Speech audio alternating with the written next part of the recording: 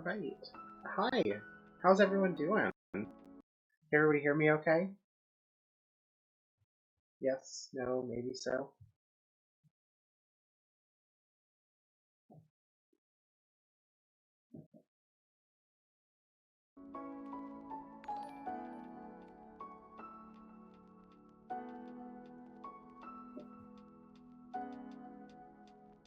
Perfect. So glad to hear that. Thank you all for stopping by. We're going to get started here in just a second. A couple things to note.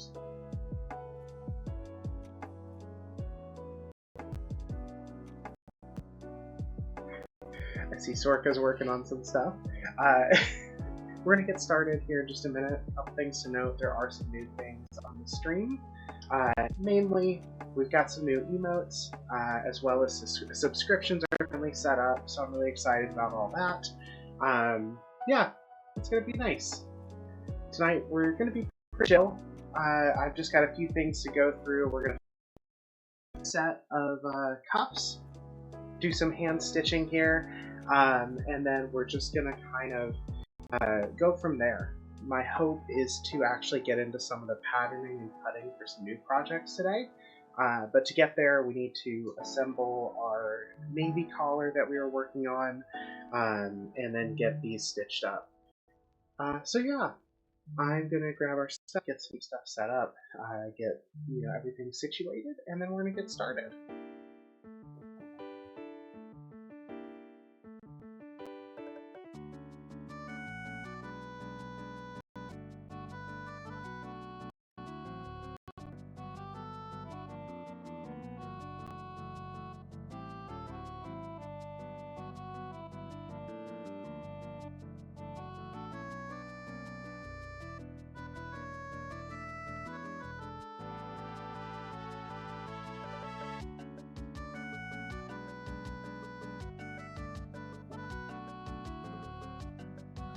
Right. So last stream we got these stitched up and looking really nice. This time we're going to focus a little more on finishing up the last two bits. Just doing the same sort of hand stitching that we've been doing. This should go a lot faster because they are a lot smaller of a stitch line.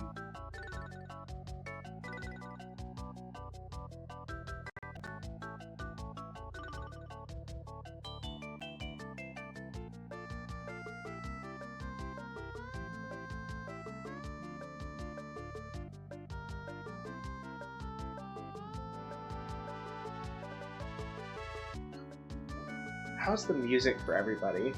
It's a little loud in my ear, but I can probably adjust that. I want to make sure it's not too loud for everyone else.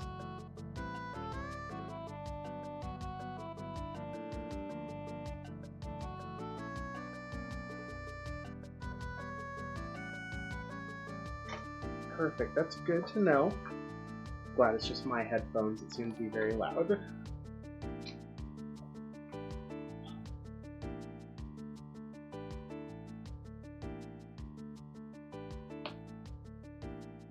Let's actually move y'all a little bit here. We'll probably change some of this out as we go. Additional light going here. Thank you all for the subscriptions. I appreciate it. It really helps. Yeah, I'm definitely... If the stream goes well, I should be able to be considered an affiliate, so I'm excited for that. And then from there, I can actually start, I can start finally monetizing and getting some stuff taken care of here to at least make a little bit of extra cash. So I'm excited about that. Thank you all. I don't know about hitting the big times, but I'm excited. Yeah, so use for your free Prime sub. I can get behind that.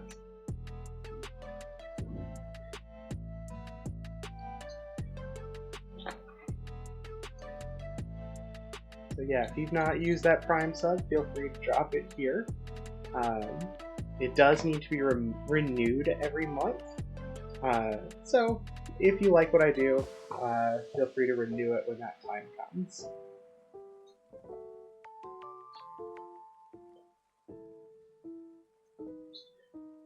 We are gonna switch over here to get a little bit better of a view here.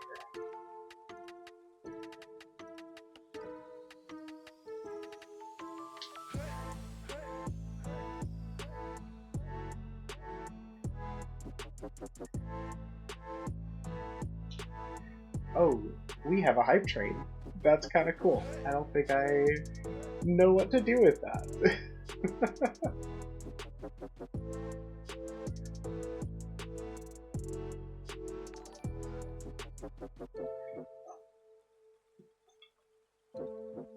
So how's everyone's Wednesday evening going?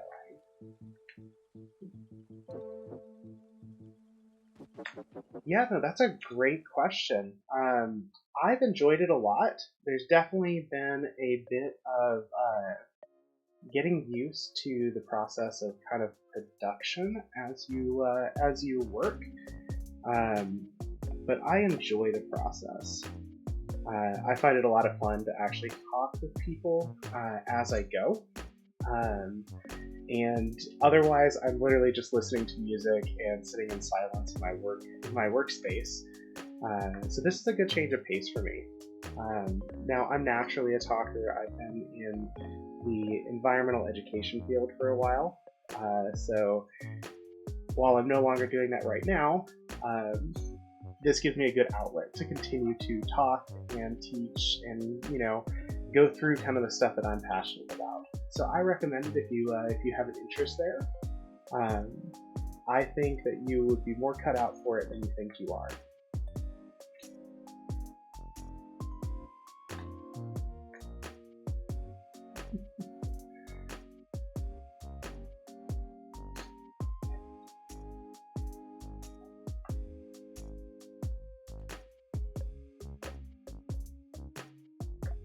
Move that camera a little bit.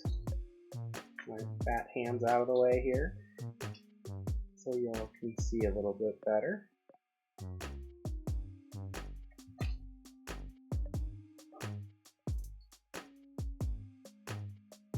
I think the hardest part about for me at least, about good leatherworking streams has been just kind of getting those camera angles right, making sure that things are visible for everybody.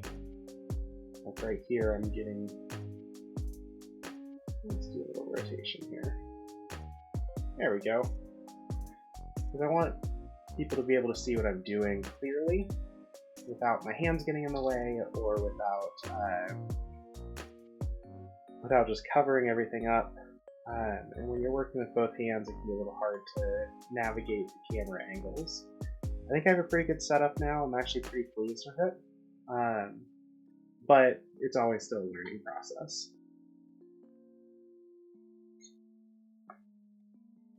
Oh shoot, we had a level 2 hype train. That's awesome. Again, I don't know what all that means super much, but I'm excited. I've seen hype trains in the past, but I've not really participated in them, so it's really kind of cool.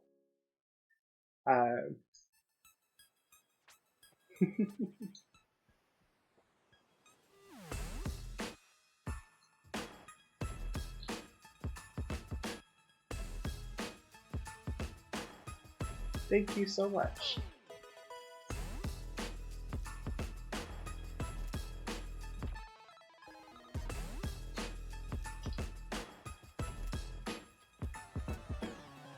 Yeah, the dual cam was kind of one of those things that I kind of knew I wanted to do, but I wasn't sure how to do it. So if you go back to like my old VODs, like my first stream, I had one, but I don't think I had it set up very well. The second stream, I changed it, and then I kind of settled on this layout, which is a lot nicer. Also, thank you for the posture check, Matcha. Appreciate that. I am definitely sitting right now, and I don't need to be shrimp mode. I could definitely adjust my posture a little bit. Matcha's discovered some of the fun like chat rewards and unlocks with the points. I put a few in there that are hopefully fun. Yep, got to keep that posture going good. I know if I don't keep track of it, I will have a hurting sore back at the end of the night.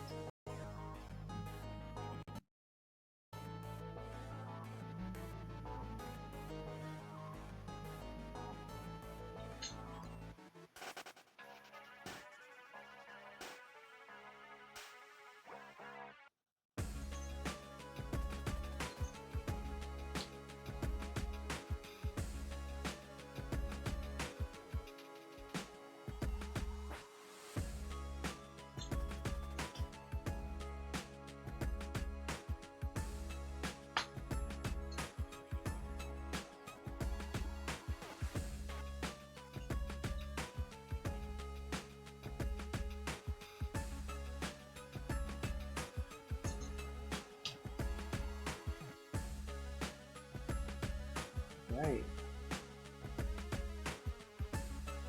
So we're just finishing up these cuffs. The fun thing is that once we finish the stitching up here, we can just try something I haven't done on stream yet, and that is we are going to take some photos of these finished products.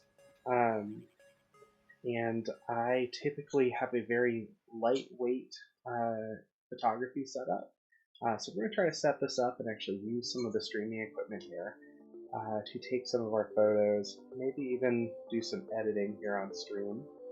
I don't do a whole lot of edits for my photos. I just generally do some basic color correction and make sure the cropping looks good. But we're going to give it a go and see how it looks on stream, because it might be a fun process to add to kind of the work that I do on here.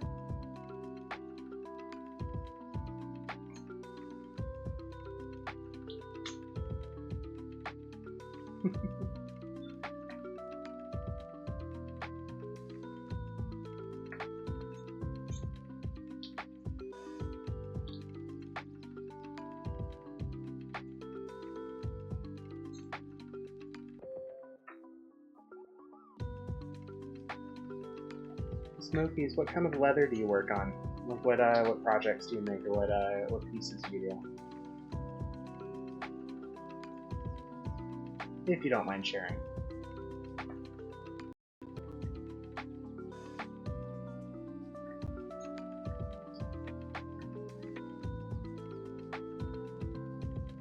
Yeah, this playlist is going hard tonight. I'm actually really enjoying it.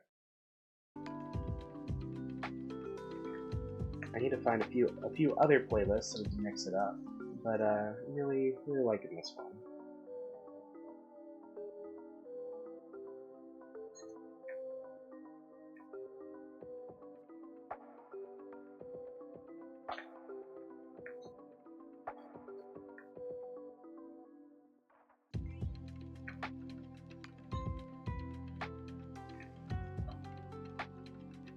Go, one more stitch here. And we'll back stitch a little bit. Finish these threads off.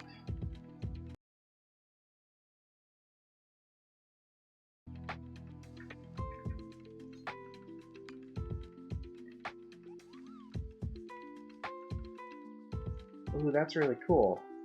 Did you do the circle, like the circular drawing pad? Is that the notebook that you made from Witch Hat? Because that's a really cool project, if that's what you did.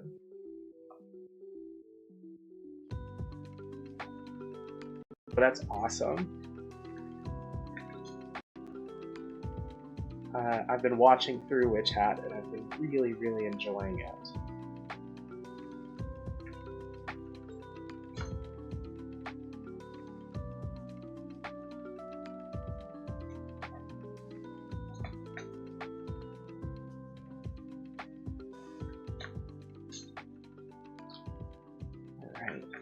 I'm going to do something a little different to finish this off tonight.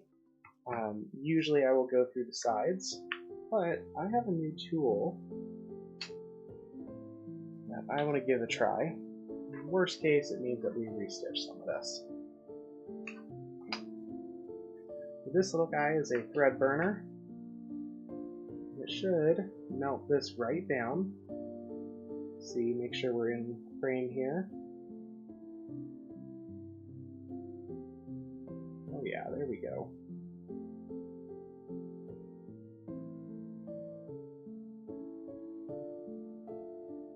There we are.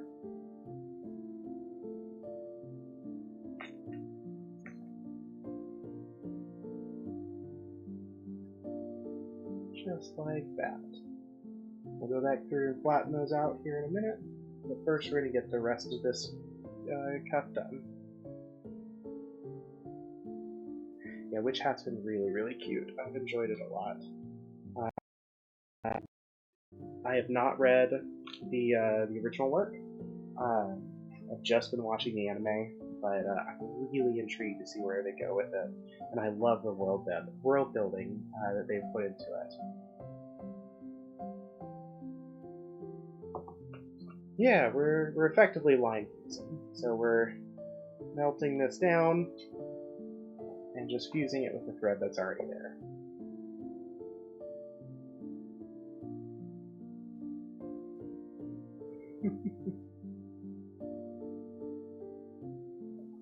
Thank you so much. Thanks for dropping by. Hope you can come by later or some other time. But yeah, have a good evening.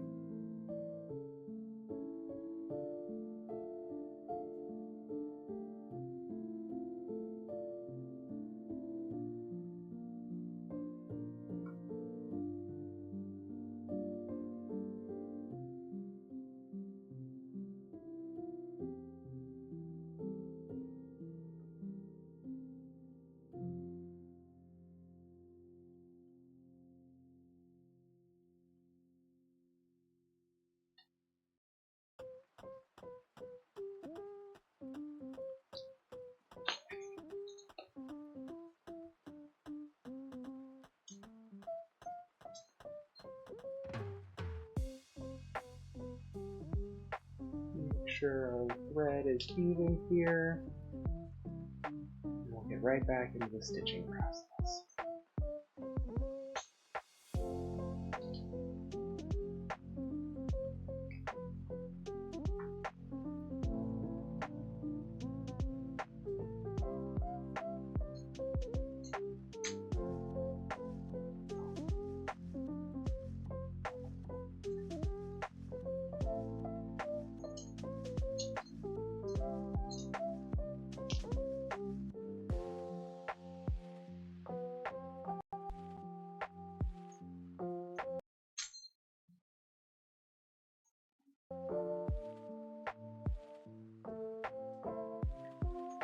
Hi, Mini Golf. Thank you.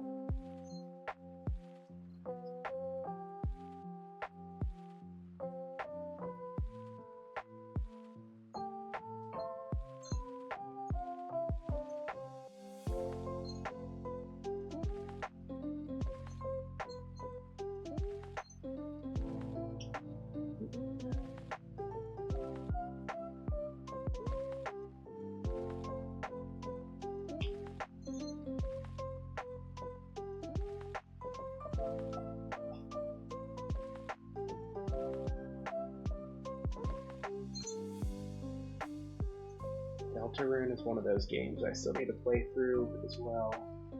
I've seen playthroughs of it, but I definitely need to play through it myself. Made it through Undertale, really enjoyed that one. Definitely need to play through Deltarune.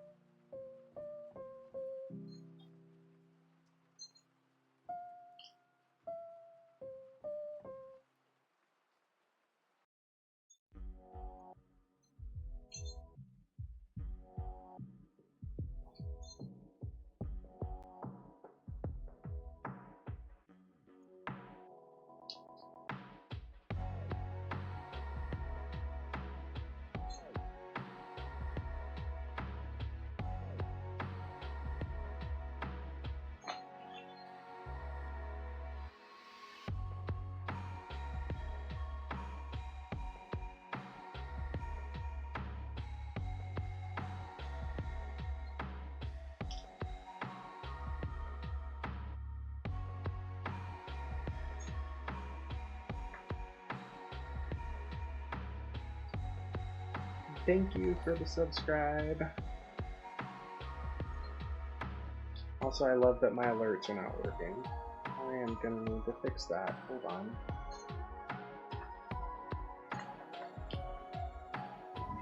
I realized that with everything else, I haven't been seeing them come on.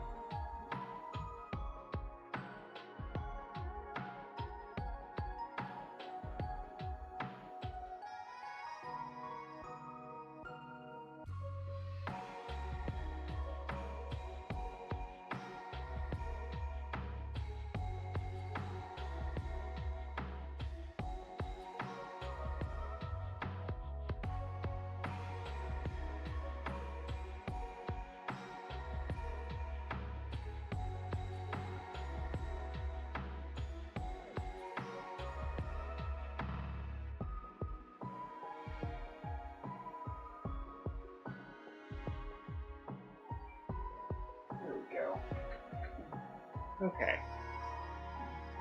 That should start up.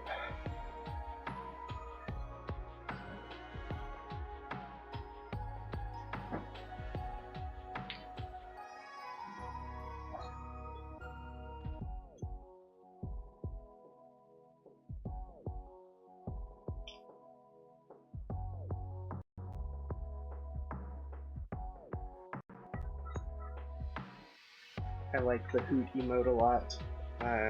When I was trying to figure out what to add that would be fitting, and looking through some of my old art and things that I have that I could upload, I saw the great horned owl and I was like, oh my gosh, it's perfect for the owl song that we keep getting on this playlist.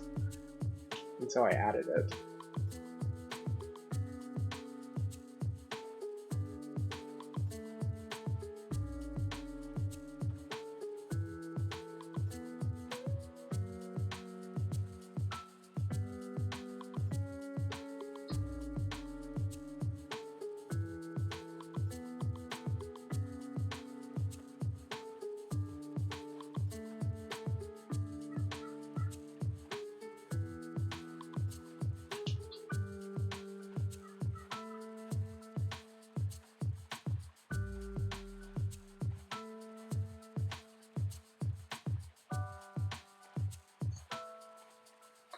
Yeah, DJ Cutman's been good. I really enjoyed this stuff.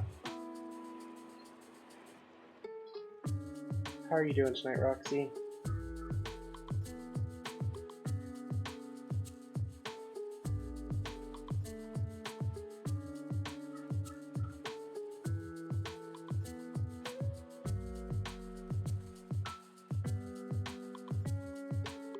That's fair.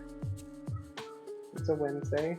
Okay is good enough. I know that's how I've been feeling all day. I've been kind of okay. about as good as I can get sometimes. But I hope the rest of your evening gets better and is generally gentle to you.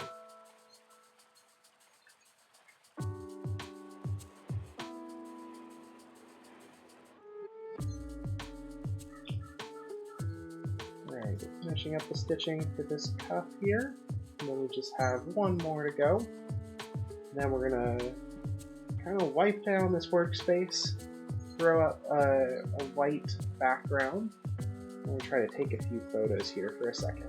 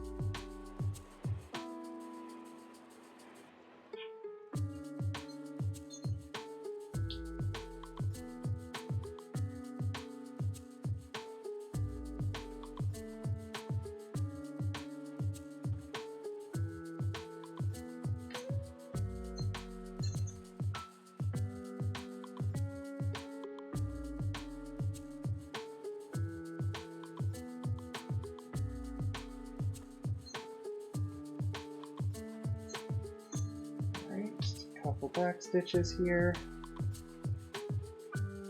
We'll finish off this thread and move on to the next one.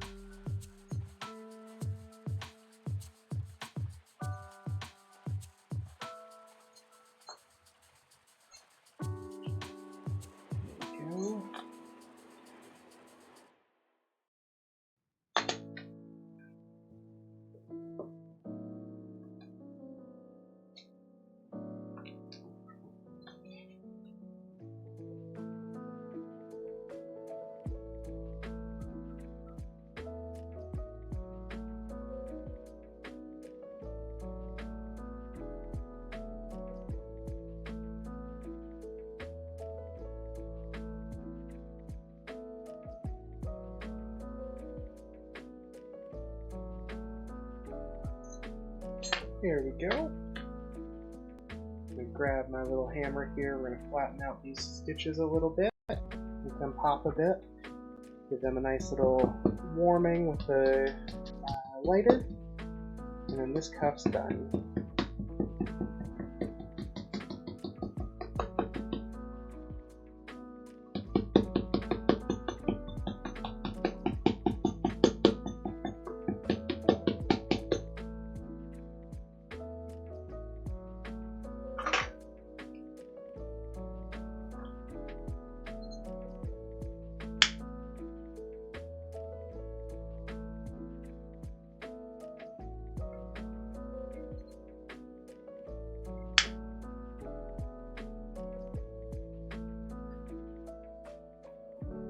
Go.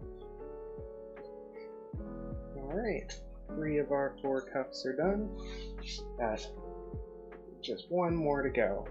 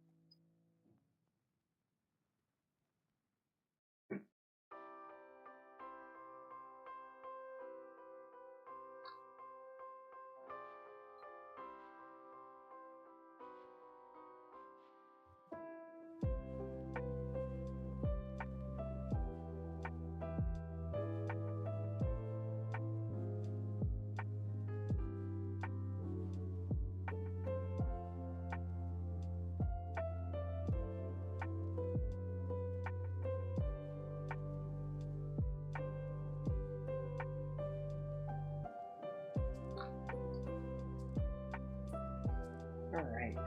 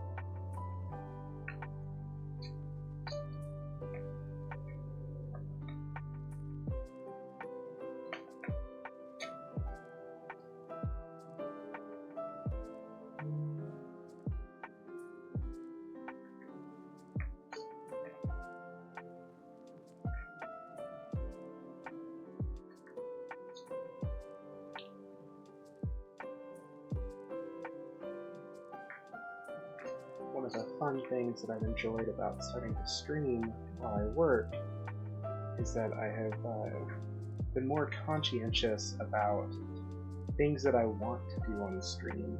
So thinking about, projects that I want to try, things that maybe I put off because I didn't have time or felt like I couldn't do. Now I'm sitting here like, oh, these would actually be fun to try on stream. And so I'm really enjoying the process of not only just doing the orders that I get in, but also thinking about what creative things can I do that would make this fun to watch, as well as just be things that I would love to add to my shop or add to my skill set. If we get to it tonight, one of those is actually going to be digitizing some patterns that I had from a long time ago for a face mask that I would like to be able to start producing again. But I want to produce them using my my laser engraver, because it just makes cutting more detailed cuts simpler and more quickly. Allows me to do some more fun things, and I want to give it a shot, see if it'll work. And that's something I probably wouldn't have done without thinking about it from the concept of like, oh, I could do this on stream, and we kind of figure it out together.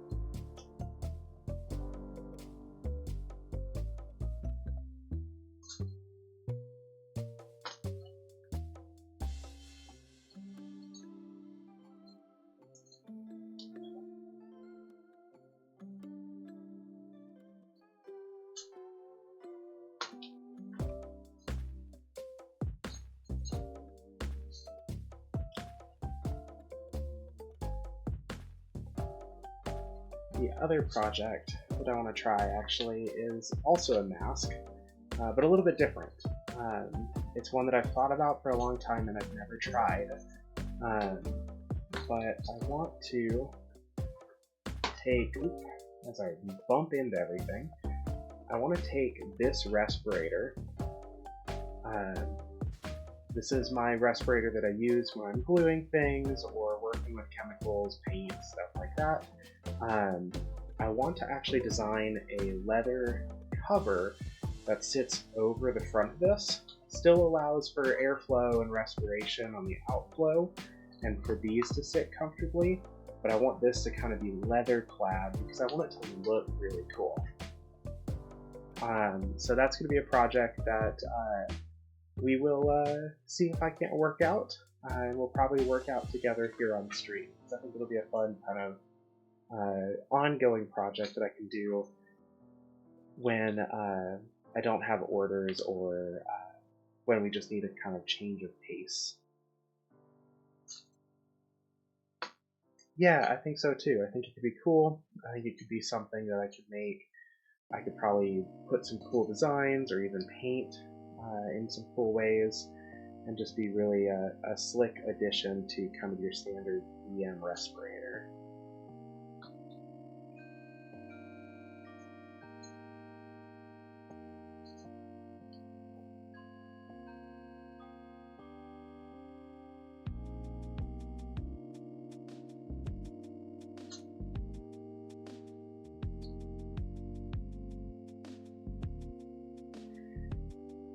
I mean, I could probably do that. I need to get a good lapel mic anyway, and then finding a way to mount a lapel inside the respirator probably wouldn't be too terribly hard. I just have to look into it. You know, it's that or I sound like Bane or Darth Vader while I'm talking on stream while wearing it. I'm sure we could figure something out.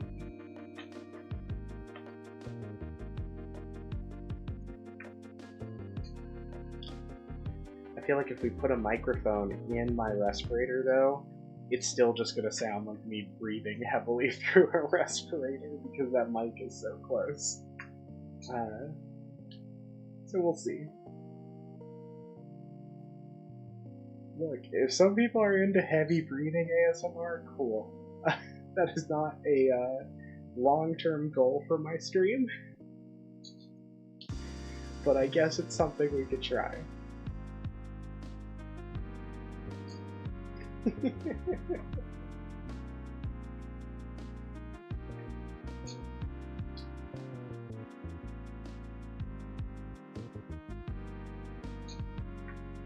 If I'm crafting and making something while I'm doing heavy breathing ASMR, do I go in the crafters chat or the crafters Twitch category or the ASMR category?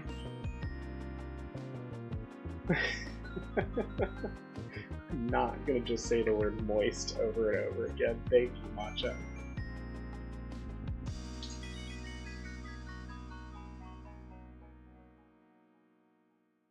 Couple back stitches.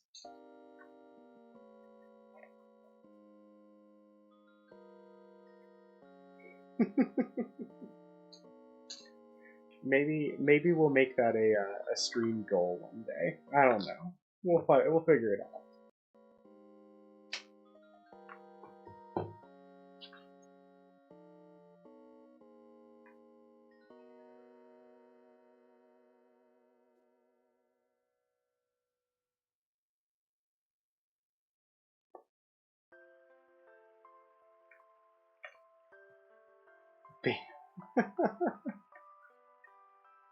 Hi Zaras, thank you so much for the subscription.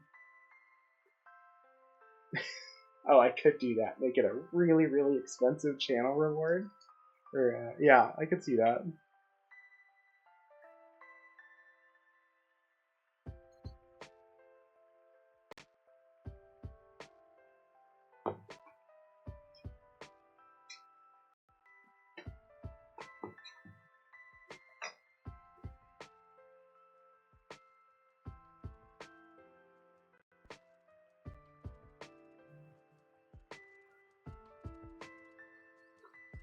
Alright, one more square to go on these, then we'll be done with stitching for a little bit.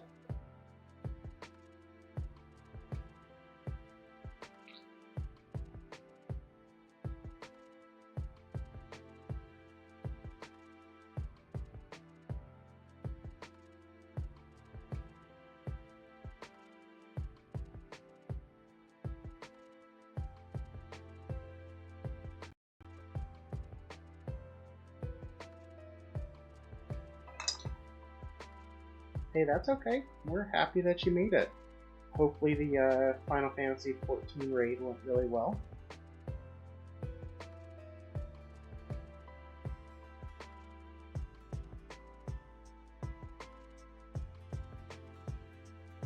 You haven't missed too much. We've just been sewing up and stitching the last of these cups here.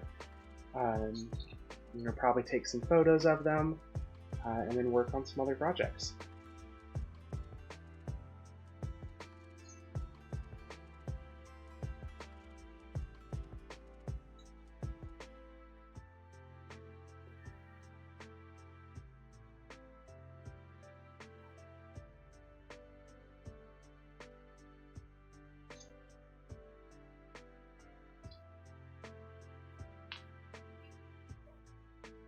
Hey, that's fair. Sometimes you gotta take a mental health day. And like, if you have the days, like the sick days or the ability to do so without getting in trouble, absolutely worth it.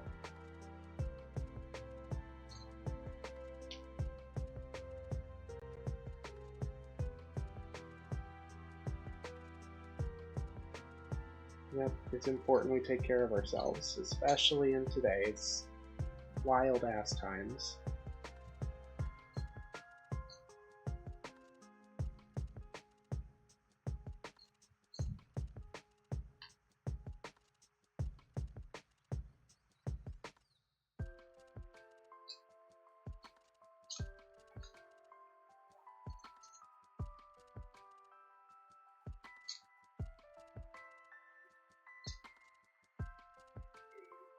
Thank you for the reminder to hydrate.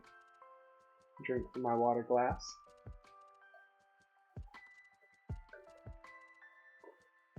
And for the posture check.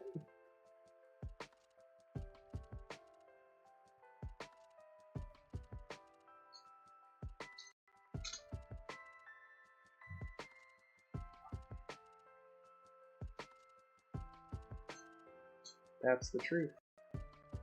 We have to take care of ourselves because honestly, nobody else is going to.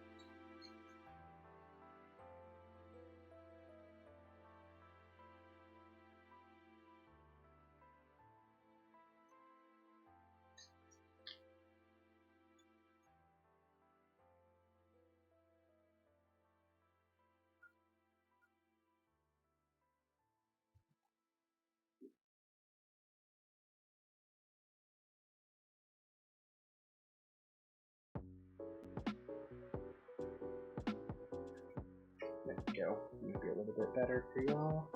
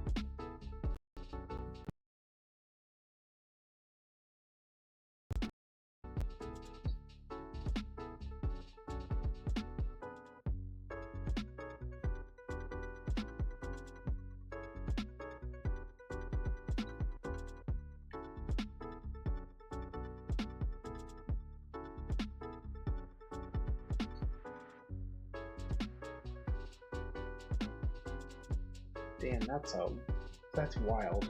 You had to even do that. I'm glad you're there to help and to support him. That's just ridiculous that that's where we're at now.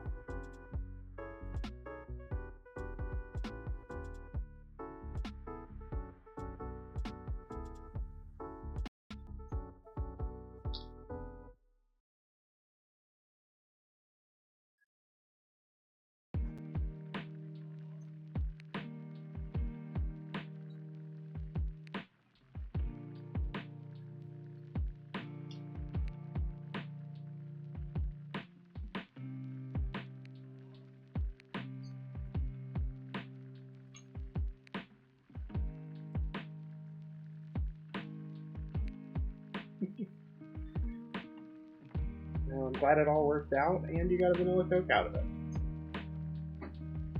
So honestly, just helping out a friend is well worth it.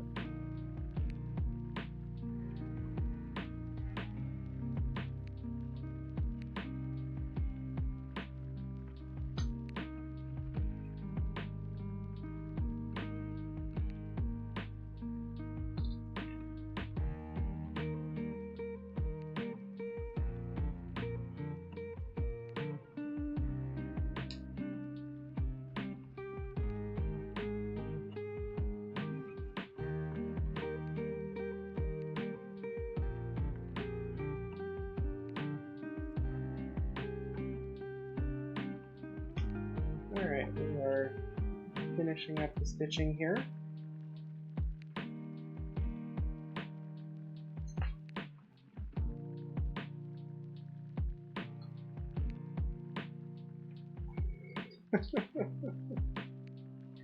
Personally, it's Dr. Pepper for me, but yeah.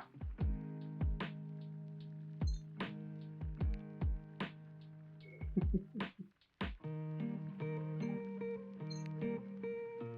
don't know, I feel like I come across pretty intimidating sometimes.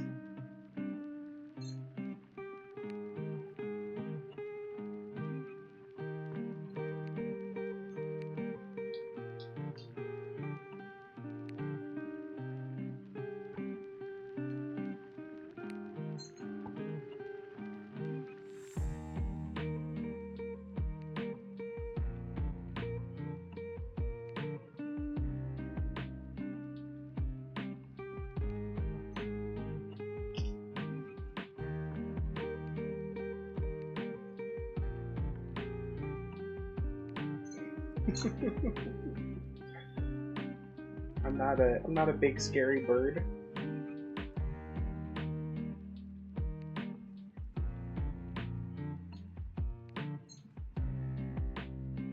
Rawr. Chirp, chirp.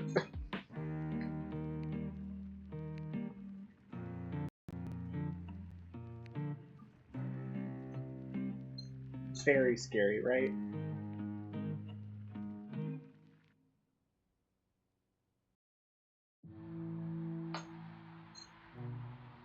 I would argue I am the epitome of intimidating. That's a complete lie, but I can pretend.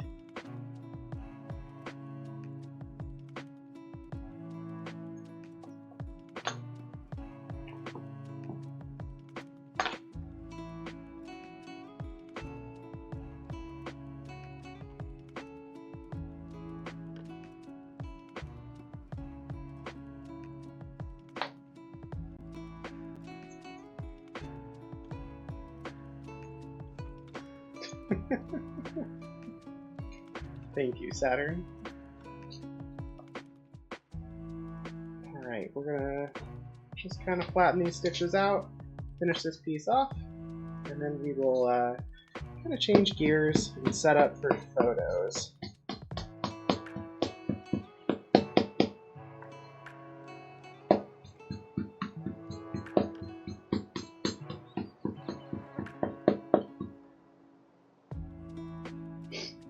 There we go.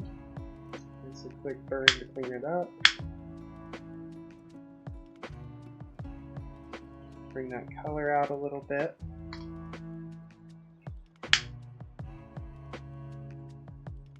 There we go. Just like that. Another finished cuff.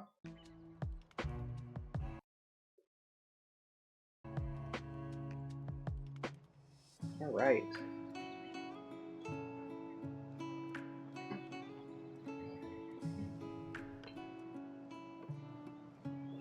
Okay, we are going to shift gears here a little bit and put some stuff away, as well as get some other stuff out. We are going to take some photos of these cuffs, and see about doing a little bit of editing, see if we can get that done here on stream as well. If so, great. If not, we can change gears and I've got some other stuff we can work on.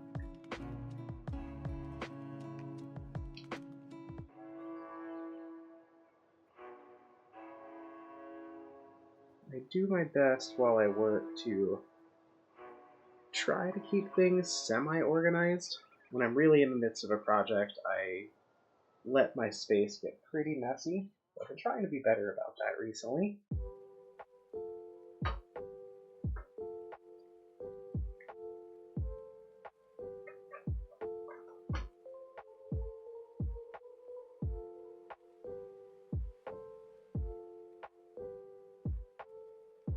Okay.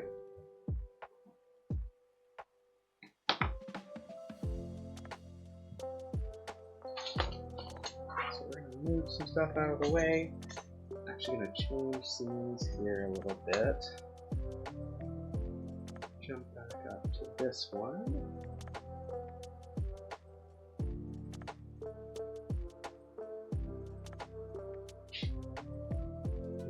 Everything we don't need out of the way here.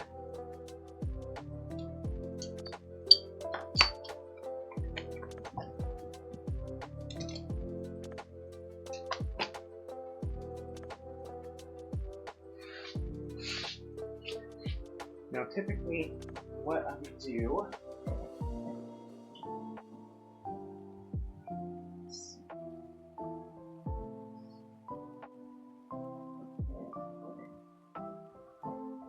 if you've been on my website, you see that I typically take all of my photos against a white backdrop. That white backdrop is nothing special. It is actually just a white piece of poster board that we are just going to set up like this. And we're going to use it as our backdrop for our pieces. We are going to just move things a little bit further out of the way here.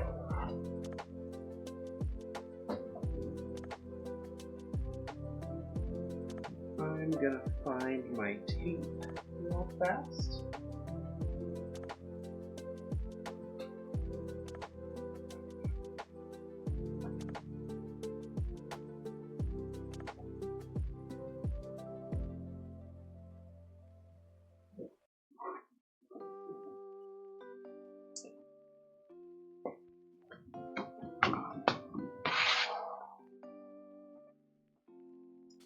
Just gonna get this situated like this.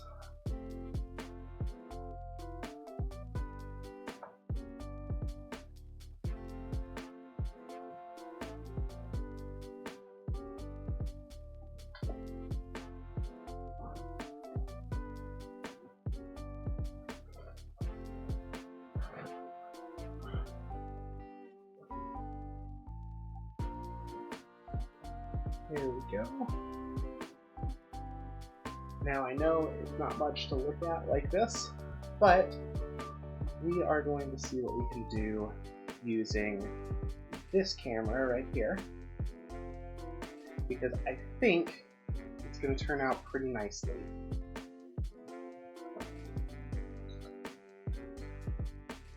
First thing I usually do is I lay out my pieces.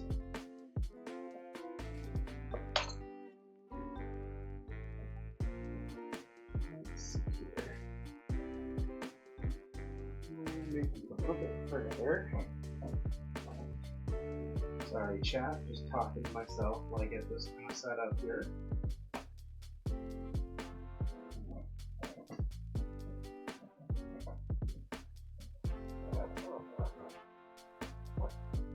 There we go, a little bit better there.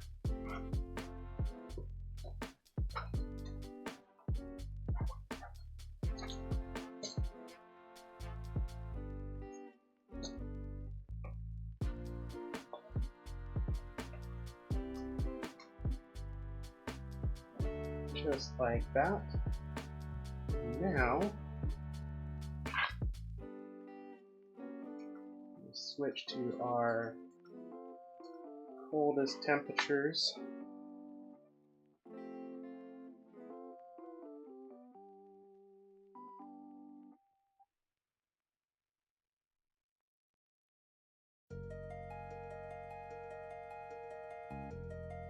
We're going to see if we can't get a good photo of this.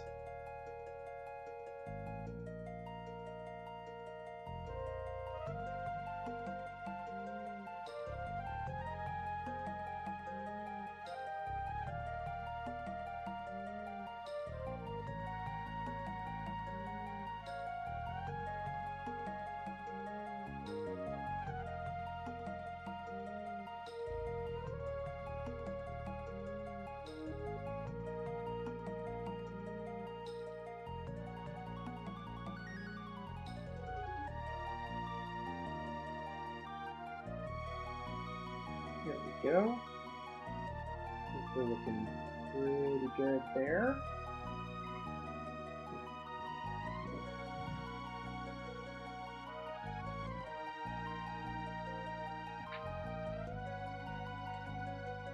Alright, bear with me. I'm on a different mic right now.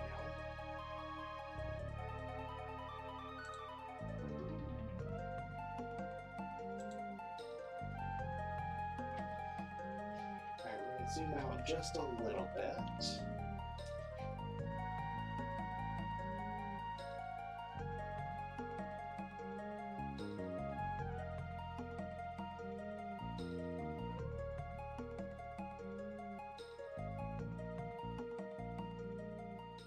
How's that look to everybody? We can probably switch back to my PTZ focus here. Let's turn off our table cam. Yeah, how does that look for y'all? Very artistic? Cool. That's what I'm hoping for.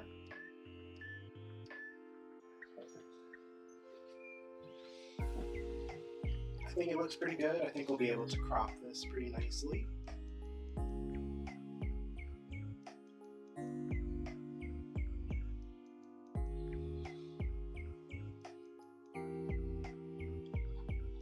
I can even do that manually here.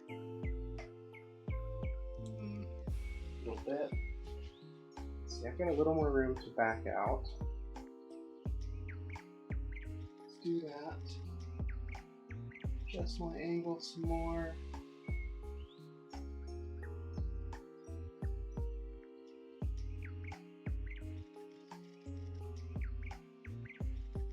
A little bit higher, maybe.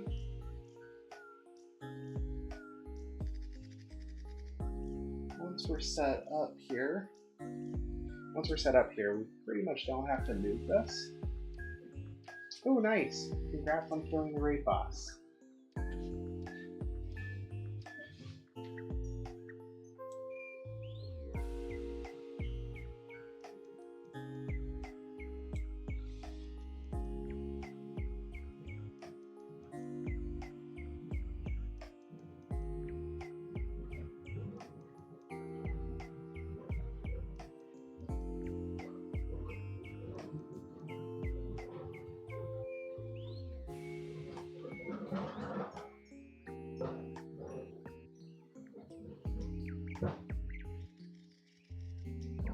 Alright. Oh, thank you, Matcha. I do like these. These turned out really good. Alright, I think this is about where we're at. This is the angle I'm looking for. So I'm going to take a couple screenshots, and we are going to move these around a little bit and get some good photos. And then we'll switch over and do a little bit of photo editing before jumping back into some more leatherwork.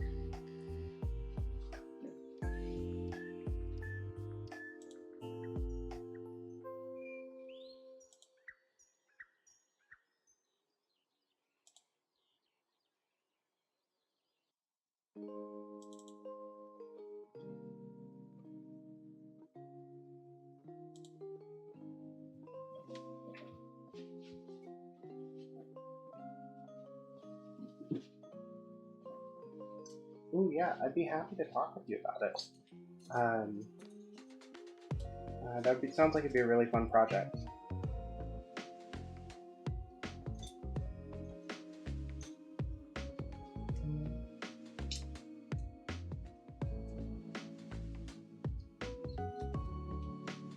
Set up here.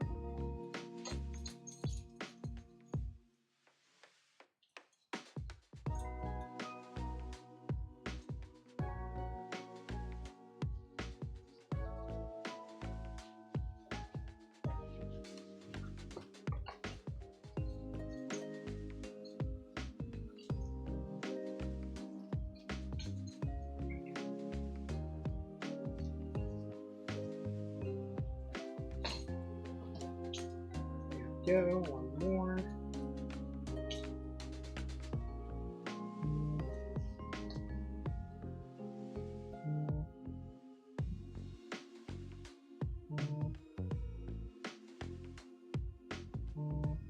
All right.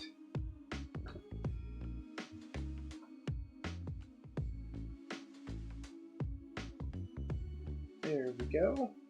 Got these. Now let's get them all oriented here.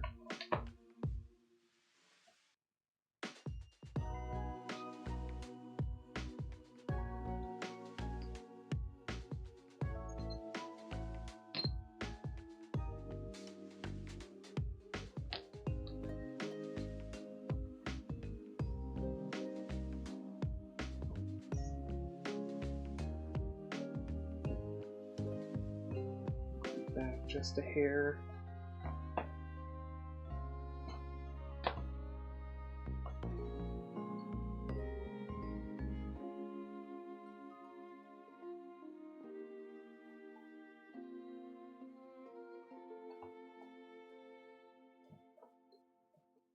Those around a little bit.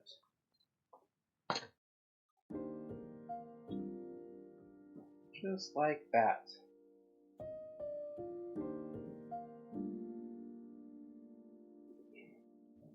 Are we talking Warhound?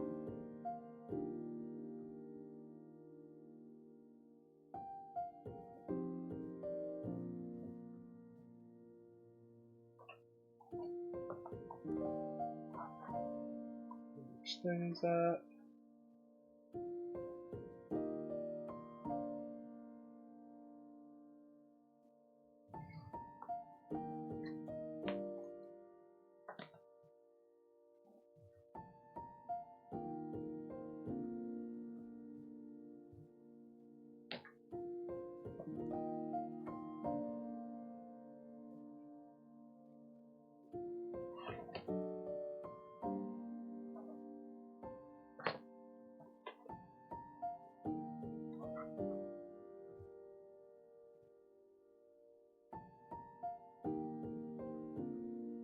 There we go. I think we're looking pretty good here.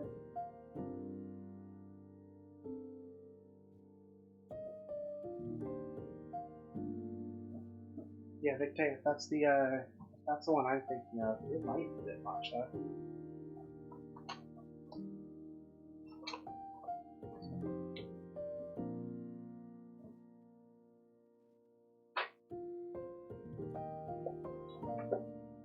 Alright, and photos are as simple as that. Take this down for now.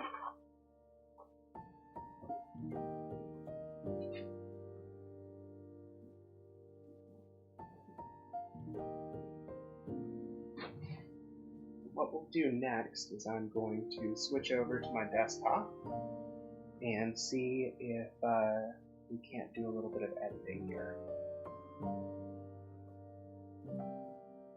This should go pretty quick. Like I said, I don't do a lot of editing. Most of the time I'm just doing some basic color correction, making sure that everything looks good on camera, which is kind of generally is nice. But yeah, so let me get that set up and we'll get going.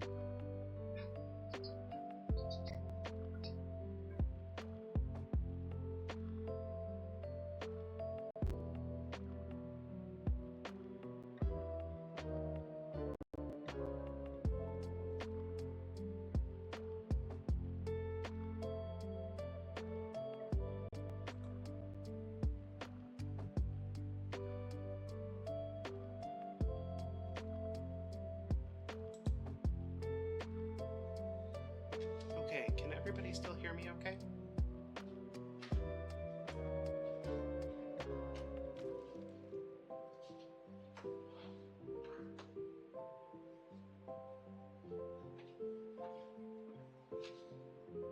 A little quiet? Okay. I can definitely see about turning that up.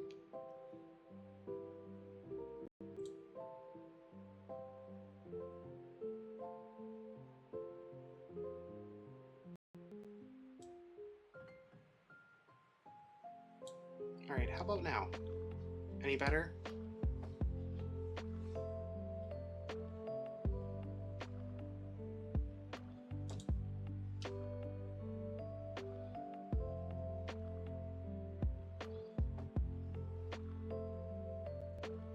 better? Great.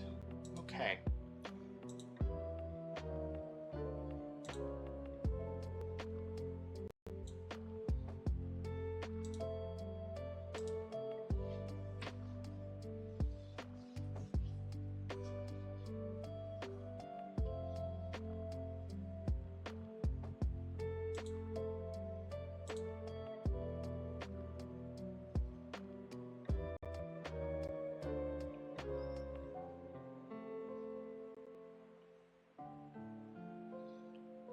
Interesting.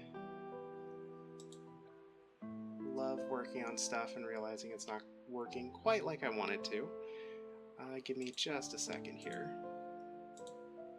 There we go. It wasn't showing me. It wasn't showing the actual picture. It was kind of wild. Okay.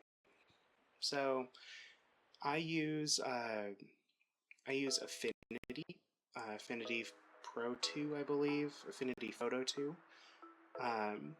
Pretty simple. Mostly all I'm going to do is I'm going to make sure that I crop it down to what I prefer as far as like my ratios, which I am trying to remember what my ratios were.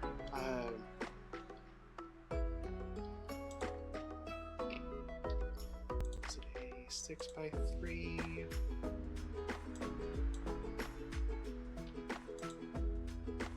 May have been a 6:4. Okay, we're gonna work with that.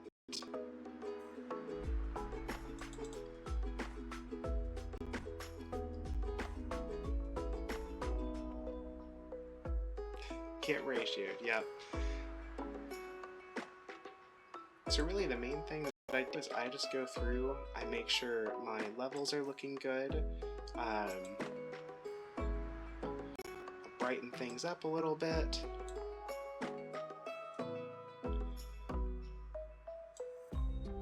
Make my blacks usually a little bit darker,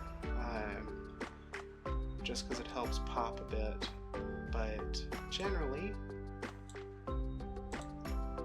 do that, and I make sure my white balance looks good.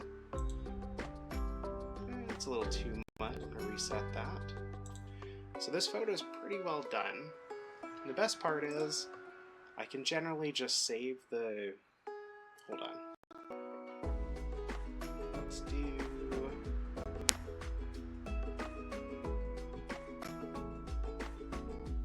that off so you can actually see up at the top of the screen here.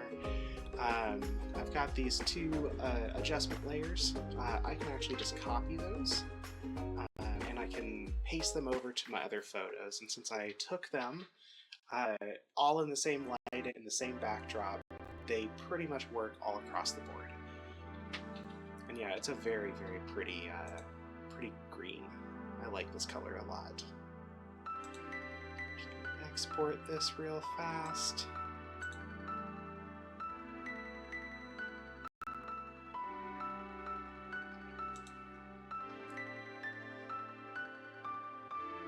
I try to take photos of every single thing that I make.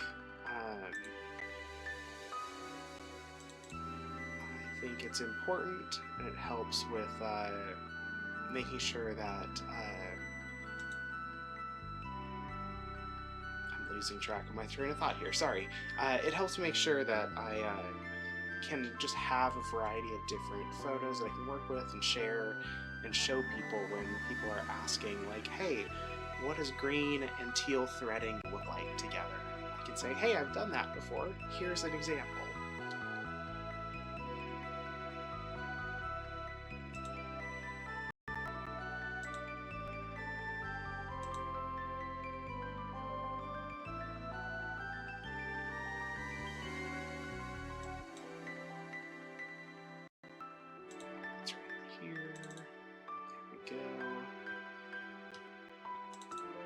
Saved out.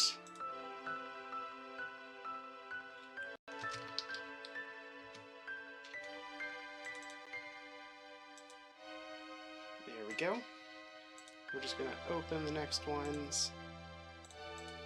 Go through this pretty quickly here. Since I had those copied, I can really just kind of paste them in. In this case, it looks like I might actually want to adjust my white balances.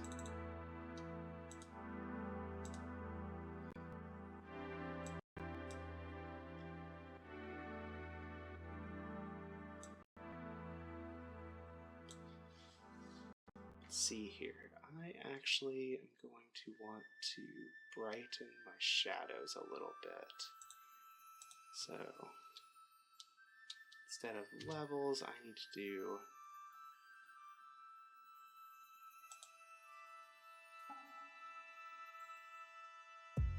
shadows and highlights. There you are. Brighten those up a little bit.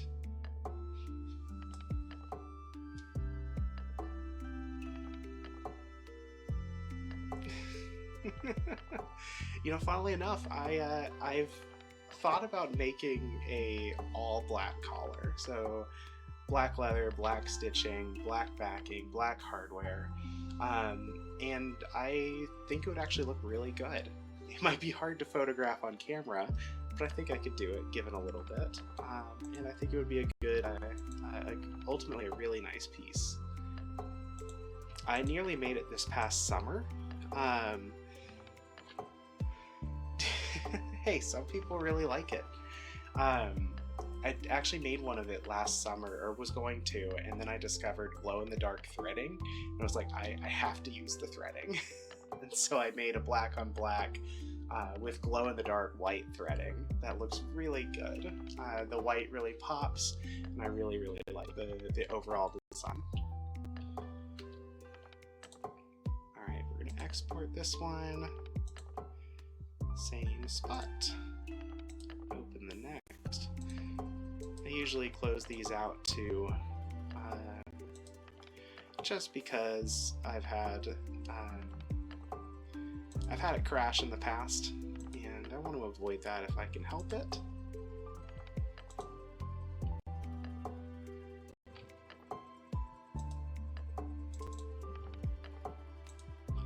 Funnily enough, I didn't crop this one, so we're going to re-export this.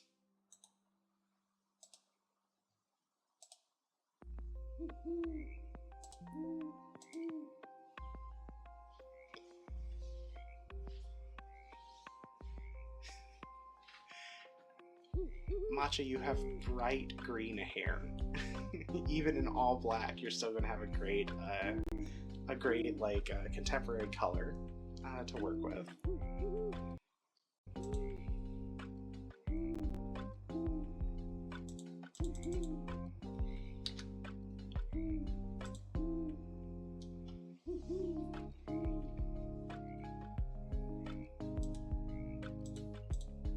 Alright, export this now.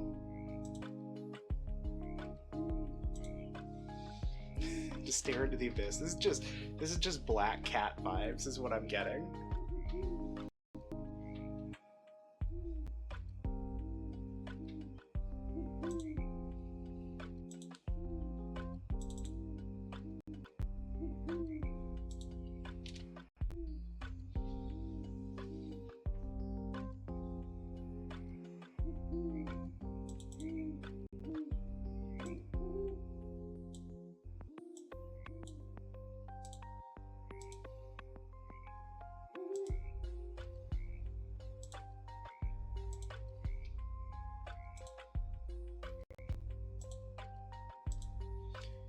Alright, one more here.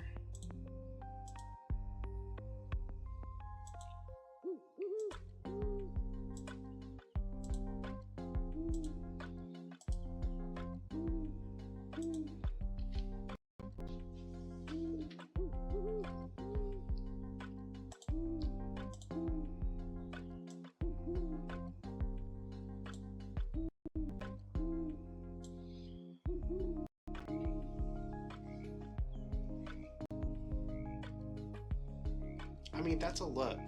I think you'd pull it off pretty well, Matcha.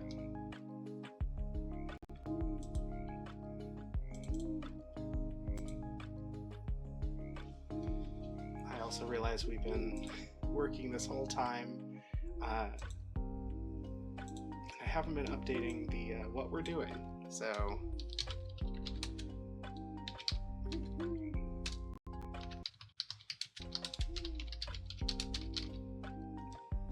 Oops, should be fixed now, even though we're pretty much done editing photos. Thank you, Matcha. I'm standing up straight.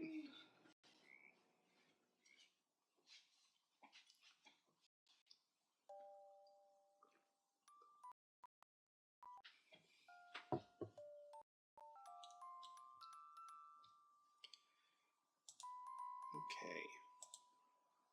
Export this last one here.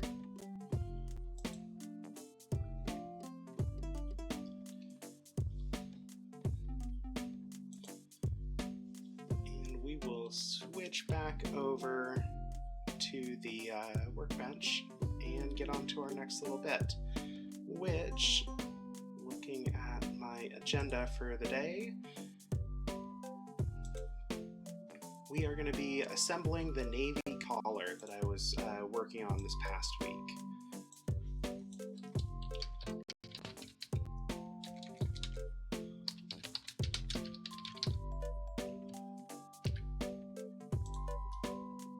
Okay, close that out.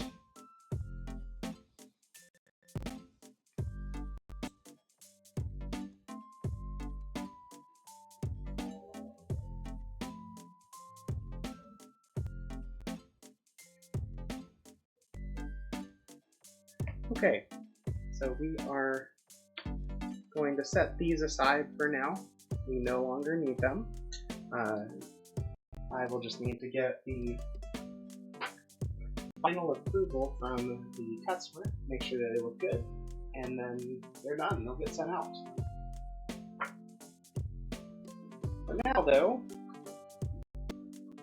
we are going to switch back over to this lovely, beautiful navy blue collar that we started working on, because it is time to do the assembly of that collar. We've got a bunch of the pieces set aside here. We'll grab our buckles.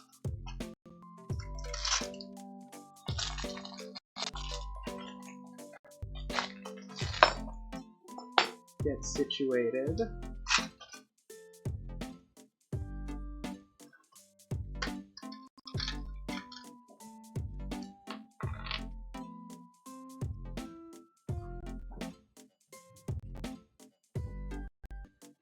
Alright, Roxy, I don't know if you're still here, but thank you so much for stopping by. Glad that you can come hang out, and I hope you have a good rest of the evening and get some good rest. Same goes for everyone else. Please stand up, get yourself comfortable, stretch a little bit, grab some water if you haven't already. I'm working through mine. We'll have to go get some more here in a minute or two. You know, get comfortable, take care of yourself. We're going to get started on this. This will be pretty chill. Yeah, we'll get through it pretty quick. So,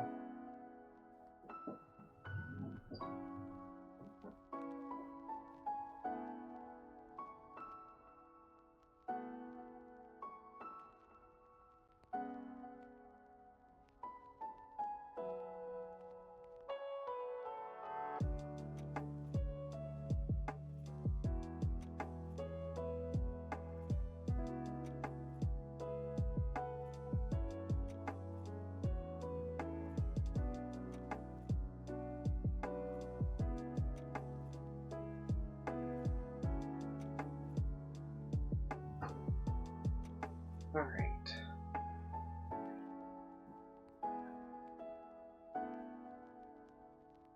Pull this down a little bit here. I think we're actually going to go around.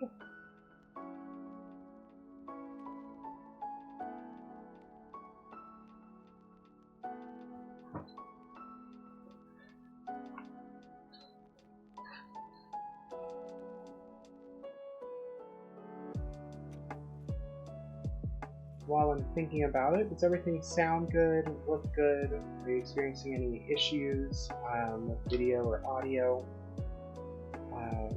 I just want to be aware as I work to unscrew these Chicago screws.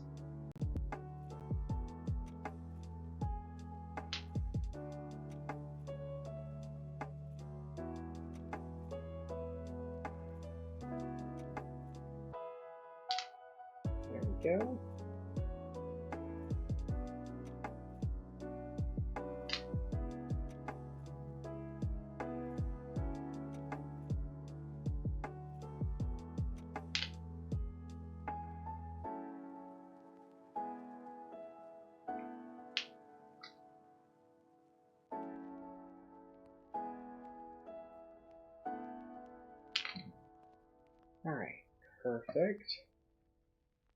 Should move y'all around here. Mostly because I want to make sure you can see.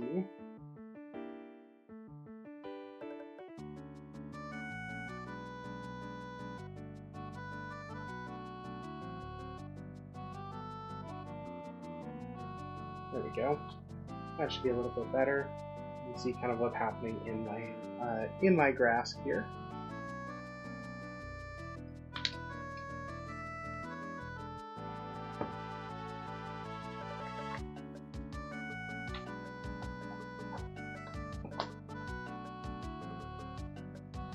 Okay. First and foremost, we need to cut our edges.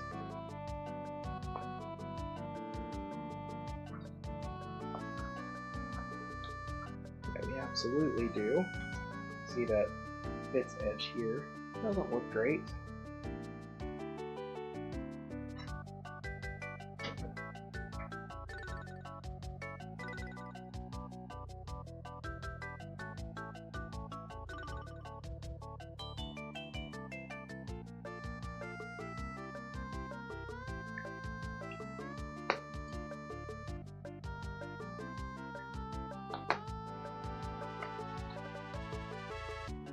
There we go.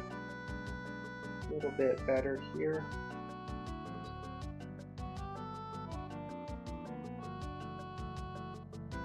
Try to move y'all a little bit here.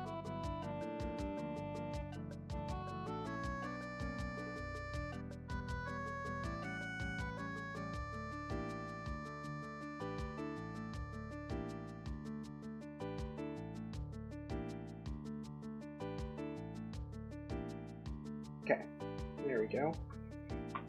So we're going to make sure that our edge, first that our piece is long enough. It looks like it is here. Plenty of space to cut back. All of these over. We're just going to kind of make sure that this is a straight line here.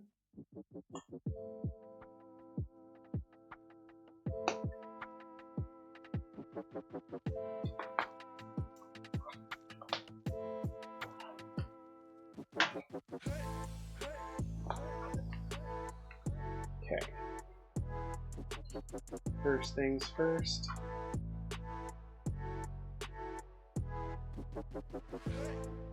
Make sure we're at a good length. We actually are pretty good here. You can be happy with that. I don't think we're going to need to cut anything back. So now, I'm just going to kind of make sure that these corners have a nice round here, or an angle at least. Just like that.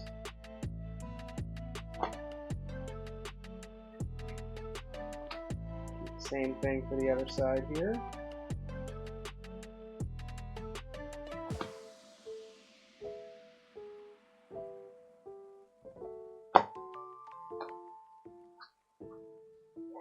There we go. I get what you mean, Sorka. Flow states are something else. They're great for getting stuff done, and then you pay for them afterwards by the sheer exhaustion of it all. Okay.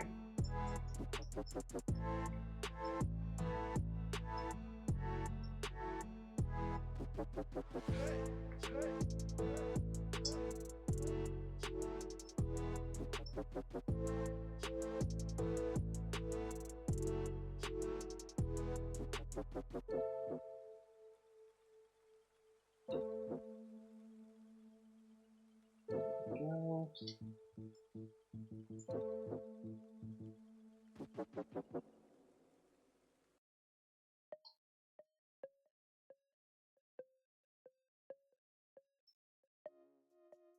As I struggle with it more.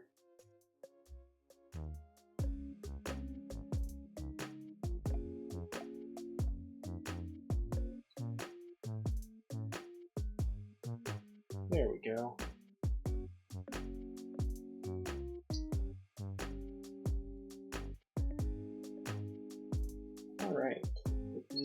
up here.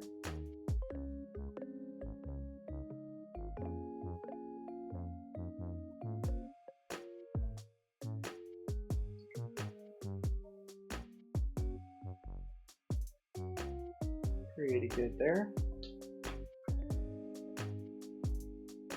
Get that nice and lined up here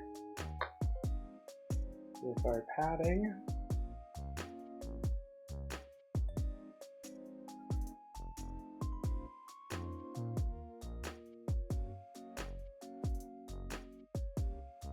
Adjust the camera here a little bit.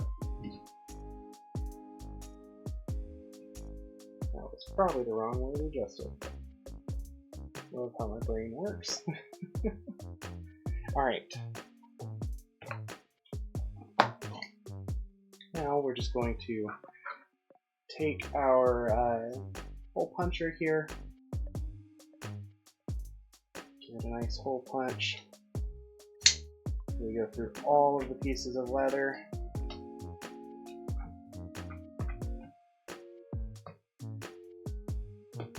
Just like that. Now usually before I do the second one on this first set, I will try to make sure I can set a Chicago screw in the first one, because that'll help just kind of hold it and keep it in place so I can make sure everything else stays in line.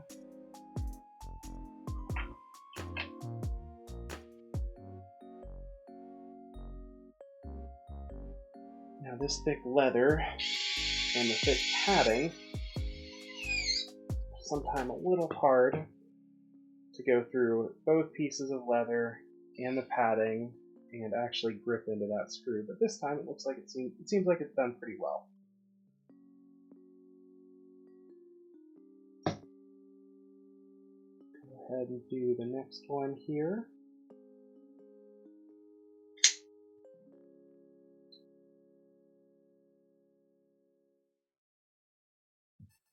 There we go.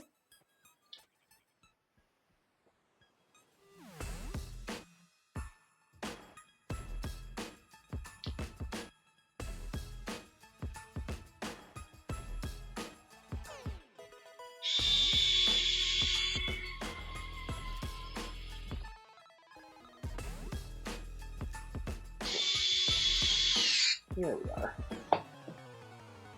Just have to get it to bite. Just like that. Some rainbow hardware getting installed.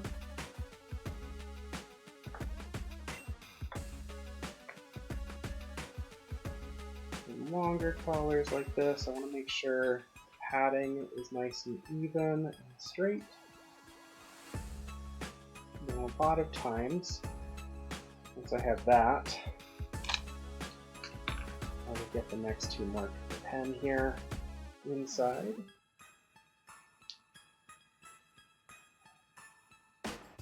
Then I can focus on just cutting the padding here.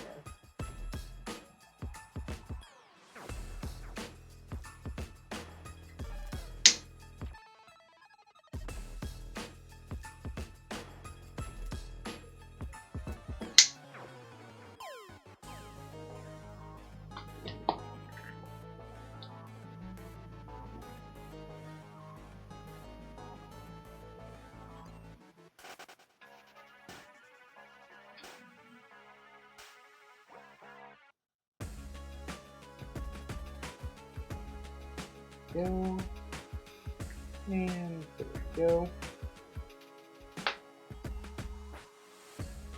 So we're only going through one piece of leather this time. We should go on a lot more smoothly.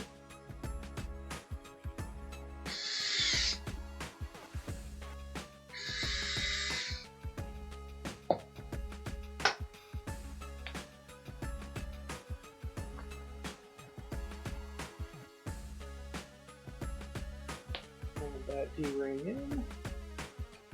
I always do that before cutting the next set of holes because I want to make sure that I'm leaving room for the rise that the D-ring is going to cause, because I want a nice tight hold, but I don't want it to be too tight and I don't want it to be too loose. So let D-rings in before I mark anything.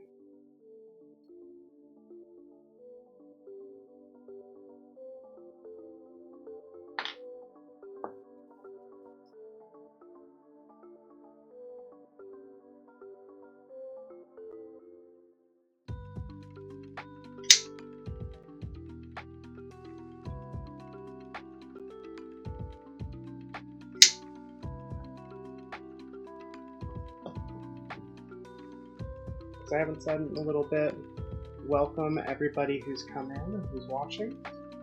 Thank you for stopping by. My name's Birdie. I am a leather worker. I guess I'm career-wise, I used to be in environmental education, but nowadays I'm out of work in that line of work, so I am doing leather work on the side and decided to give streaming a go, both to help kind of raise a little bit of extra money for myself and my bills, but also because I just thought it'd be a lot of fun. And that's really ultimately where I want to be with the stuff that I do. So, right now, we are working on assembling a collar that we've been working on for the past week or so. And we are just putting that hardware on. We will eventually stitch this up. That's probably not going to be on this stream because I'm still actually waiting for the thread that I need for this collar right here. But once we have the thread, I will gladly stitch it here on stream.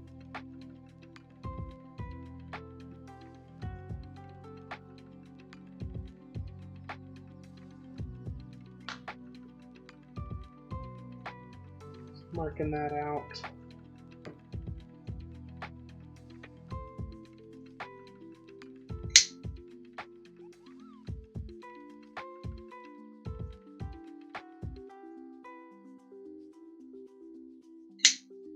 Go.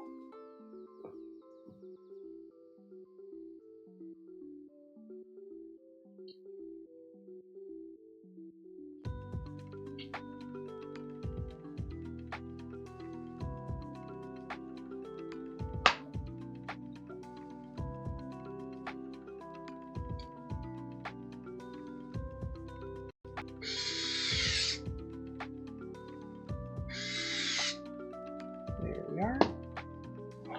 Just like that, we have an assembled collar. So that was a quick, easy task here. We will, like I said, come back next week when I have the threads, or maybe tomorrow if the threads come in a day early. I'm hoping they do, but I'm not holding my breath. But once we have those threads, we'll go through and stitch. I'm actually hoping to machine stitch this one, so it should be a fun time. But yeah, so we'll set this one aside. Next up, we're going to get into some new stuff, which I'm excited for. The first thing that we're going to do is work on a custom harness. So this is like a shoulder strap harness. That's going to be kind of providing some support for the back and the shoulders. We're going to be cutting it out, kind of marking it up, and we'll see how far we get on that. I have all the measurements I need. I've already actually cut out one of the straps, but we're going to cut out the other one, and we're going to do a little testing. Then we might switch back over to the computer and do some design work to see kind of what I need for a cross piece. Don't know if I still have the sketches that I drew out. Let me see if I can find those. If I did, I will show them to you, because that would give a better idea of what I'm making here.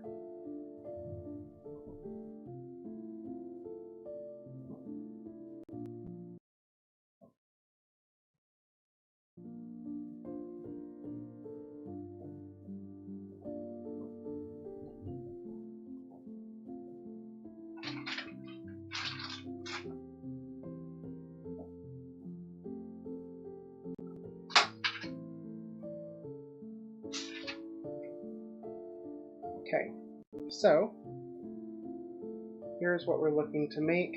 We are going to go with this top piece. So back here, front. So it's going to cross in the back. We'll actually have a padded section back here, and then some padding up in the shoulder areas. But the rest of it's just going to be leather bit. Use my kind of like ox blood or my wine red leather, which is really nice. I'm excited to work with it some more. that is going to be this strap right here. Yeah, this is going to be fun. I have never made a harness like this before. I just haven't been asked about it, so it's not been a priority, but I'm excited to give it a go and see what I can make here. Put some stuff away real fast. Get things out of the way.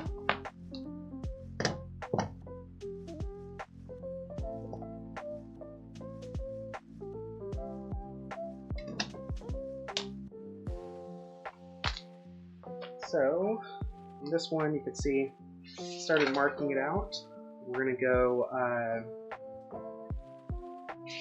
go for a 1 inch wide in the buckle, but it's actually going to get wider, or wider to its 1.5 inch width as we get further along.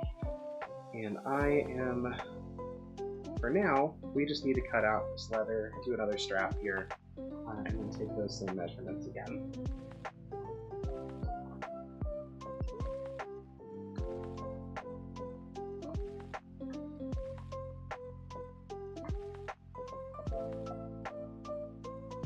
Alright, so we are going to move this camera around a little bit.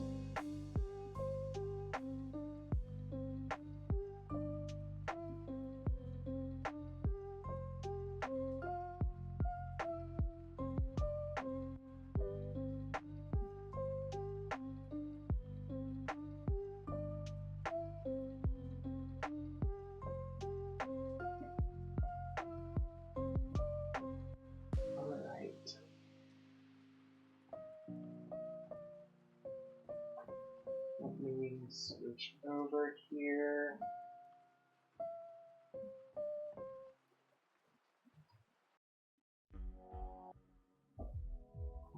Just so we can make some adjustments to the camera here for a second.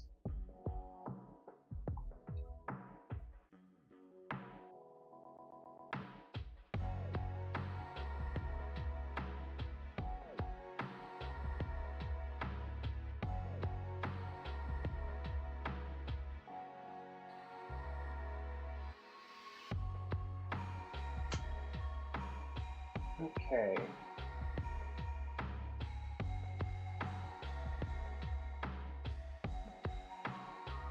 Switch that back on. A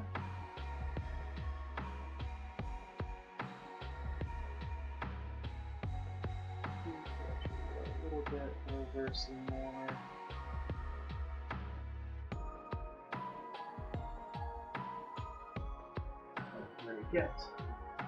We're gonna get some of our red leather here.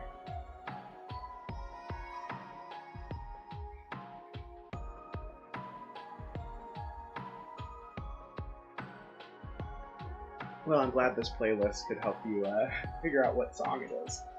Alright.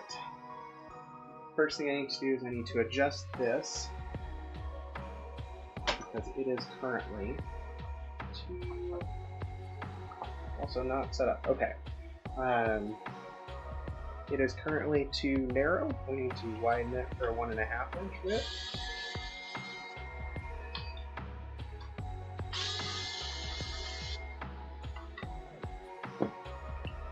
Quick adjustment here. 1 inch is 8, 4 more.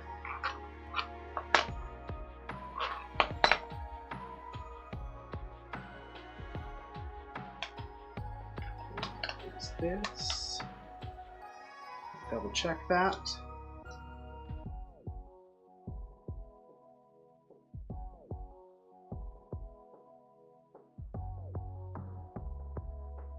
Alright, perfect. Just gonna put this back together.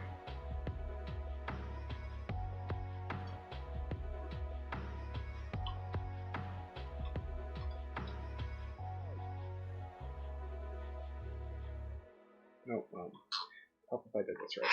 There we go.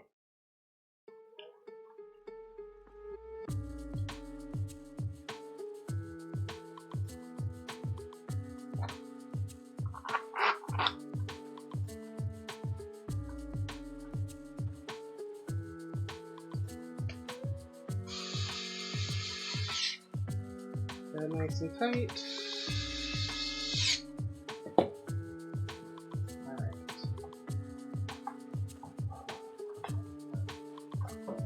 This into place, tightened.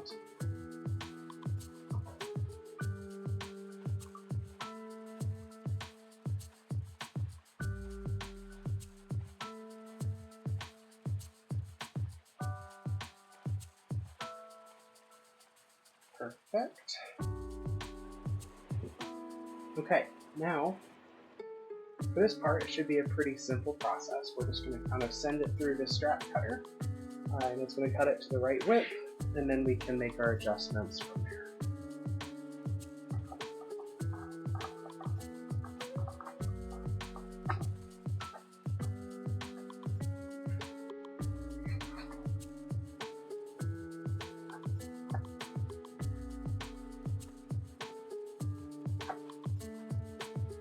Make sure that it's lined up nicely.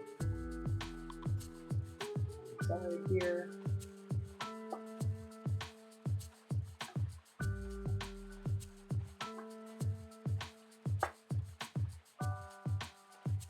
Tighten down. Roll that up again. We're just going to slide this through carefully.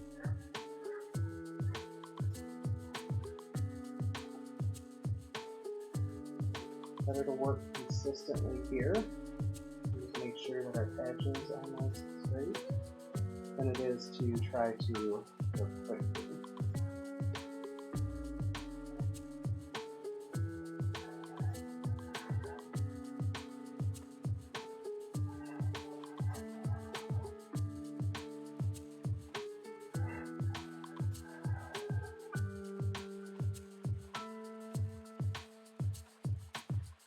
Checking as we go to make sure I'm generally staying in a straight line here. So I really want to make sure that this cut is clean and nice so that we have a good strap to work with.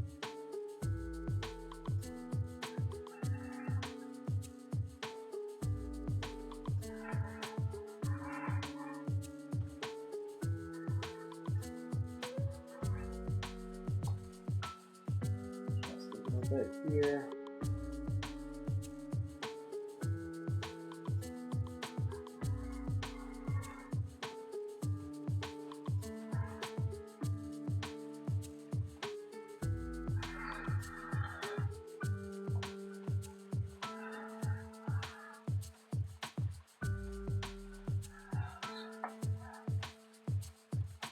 There we go.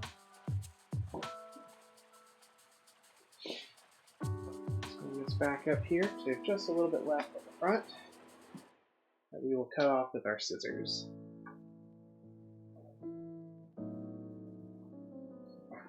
Down here so y'all can see it. Just going to make sure that we have a nice straight cut here to finish that strip out. And it looks good.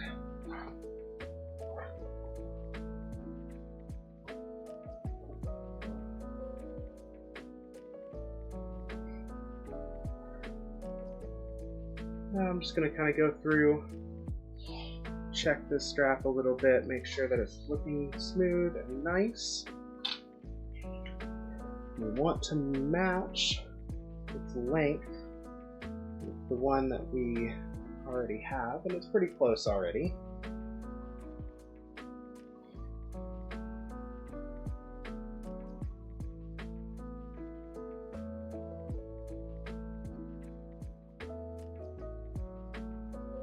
Off just the end here.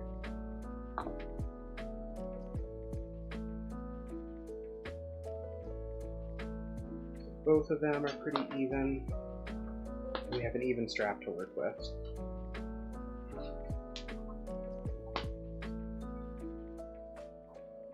Okay. We'll move this around here again. A little back towards where we want to be here.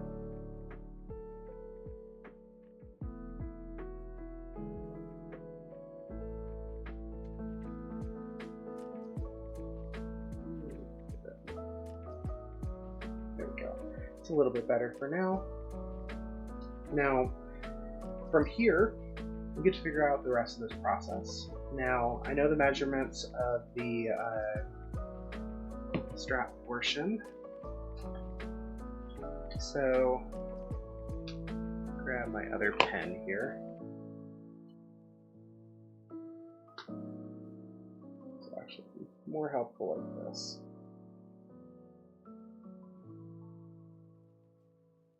Okay, so we know the measurement from here up and around back up is about 25 inches.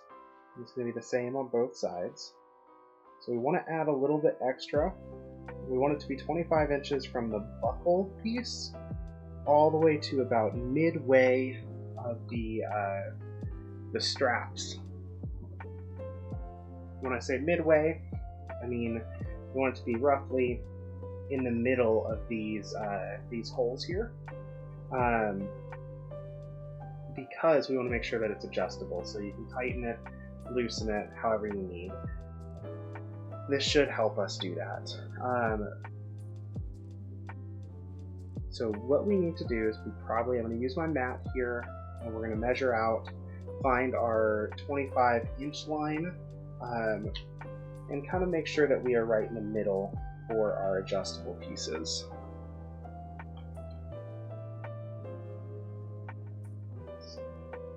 Start here at the 20, 45, so 25 is going to be about right here.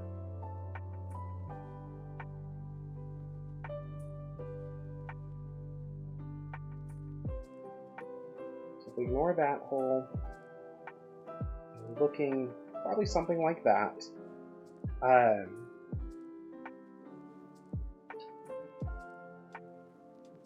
Best way to do this from here, need to take a quick mark.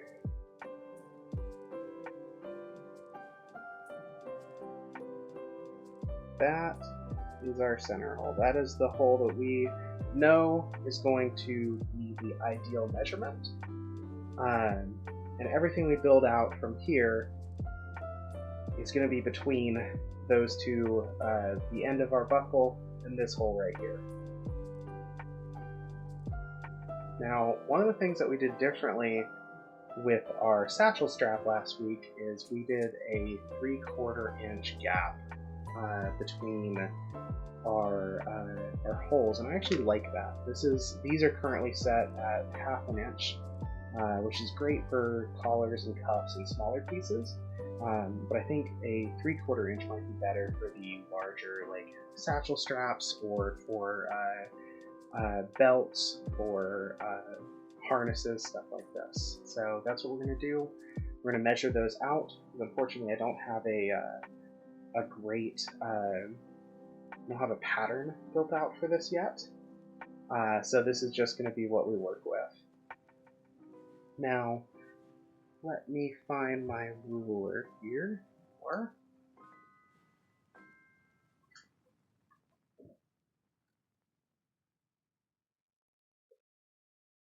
We are going to go out probably about 7 holes here in total. So we have our middle one and then 3 on either side, which should give us plenty of adjustability. So I'm going to start at the 3 mark. So I might even go to the 4 mark here, and then go on either side. We're just going to do a short marking here that represents the 3/4 mark. We'll do that. 2.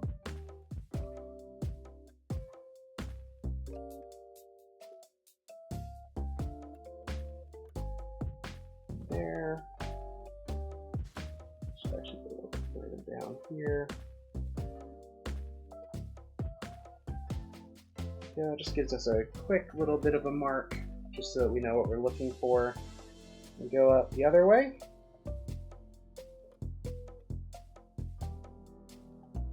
Do the same thing.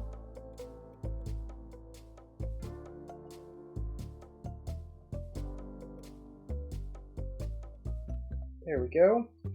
gives us an idea of the line we're looking at. From here I can go back to my actual pattern mark, and I can just put it dead in the center around these marks. Give it the whole mark here.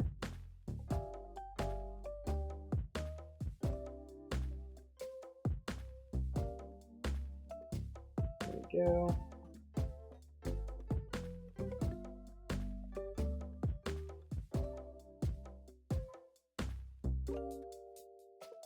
Just like that.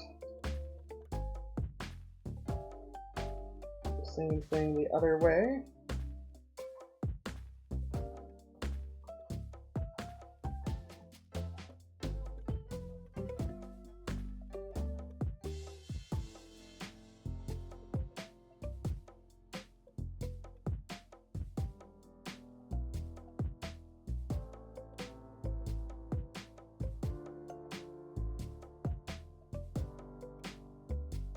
There we go. So now we have our ruffles. This is going to be what we actually want to punch. Typically what I'll do as well, go ahead and make note of where our end of our typical strap is. I'm going to make sure we stay right in the center of the larger strap here, and we're just gonna put a mark down so we know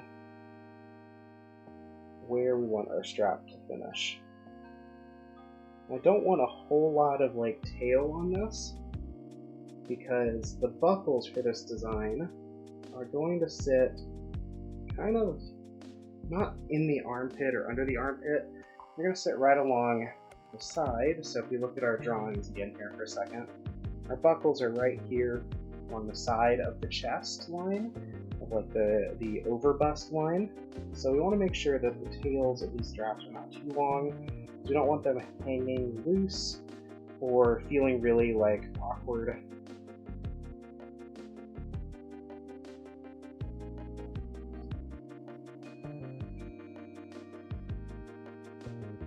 This mark here all the way up, just so we have those. That's looking pretty good. Now the real question is going to be how far do we go up? So at what point, I'm gonna bring back my little sketch here. At what point do we go from this area, which is that strap that's going into the buckle, to the wider part that's going to go all the way around to then be narrow? Do I want to do it right after the holes and widen it out, or do I want to go a little bit further up? I'm not 100% sure. This is the part where I'm figuring this out. I do know that I want to go, for sure, all the way up past, or at least roughly equal with these strap holes, but how far past them do I want to go? Let's see.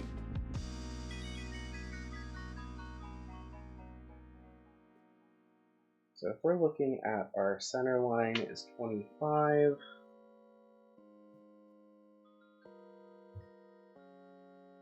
that's this hole right here. 25 inches.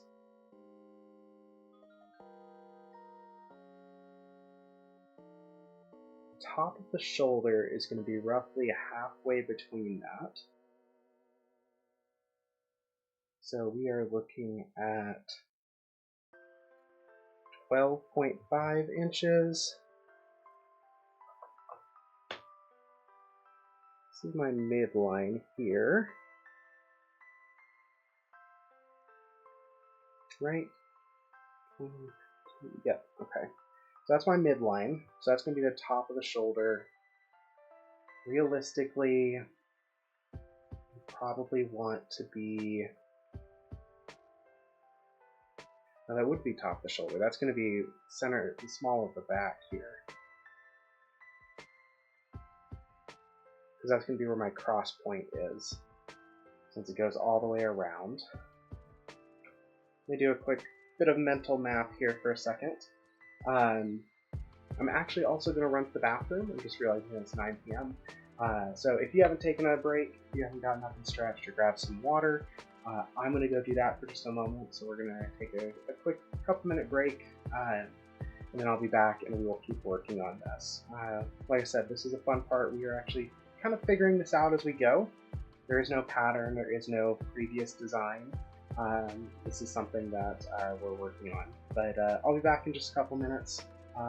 Stretch, get comfy yourself, grab some hot chocolate or a snack or something, and I'll see you in a couple minutes.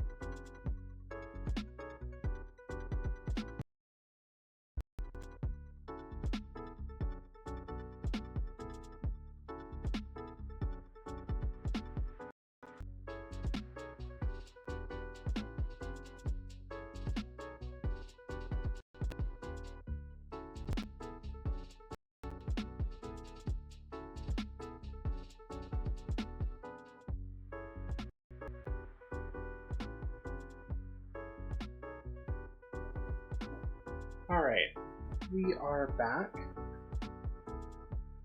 and I've got some water. Feeling a little better now. And we are just going to see where we want to be. Now that I know that my center line is right here, I'm thinking we're probably going to go up to a wider point almost immediately, because the shoulders are going to start pretty quickly after this. We don't have a lot of room. So if I want to make sure the padding is good, I want to make sure that that is that we have that width ready. So I think what we're going to do, we're going to go right up to the edge here of just past our last hole, and we are going to widen out. Match that up there. Use about ½ an inch here.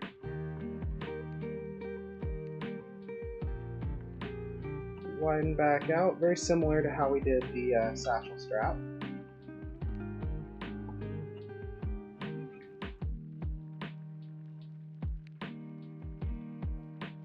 Just like that. Realize that's not super visible where it is right now. That's a little bit better. So you can see we've gone out here, just the edge of our leather. It's going to be the width of the remainder. And then on the other side of this one, you'll see that I have already done my buckles. Now, for this bit, I think we're going to go a little bit further out. Mostly because I'm thinking, so this is coming in from the underarm, and I don't personally want to have a lot of wide leather right under my arm, kind of near the armpit. So I am going to actually go out, maybe, let's see, we're sitting here, I might actually go up almost like 2 inches further here before I widen back out the rest of the way. So mark out to here, and mark out over here.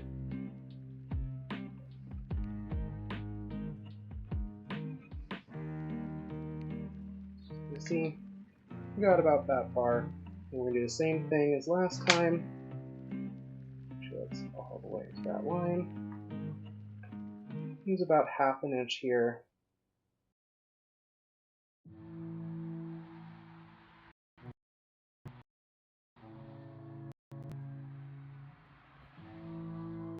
Widen back out. Same thing on this side.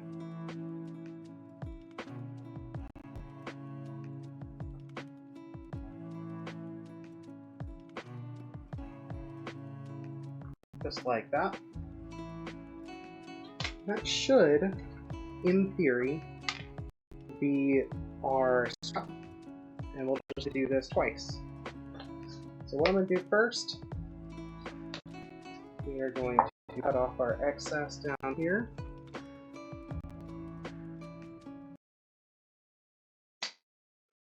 There we go.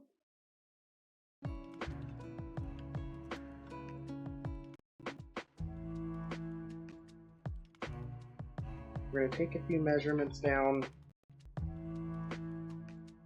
I want to see how long we have for each of these.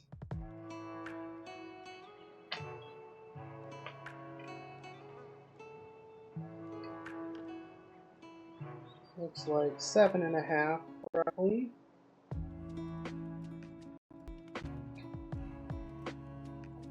So just help the next step when we work on this second strap a little bit faster.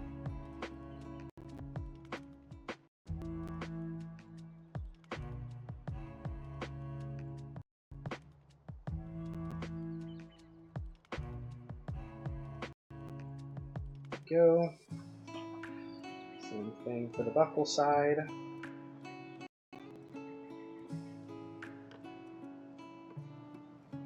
Buckle side's about 6 1/4.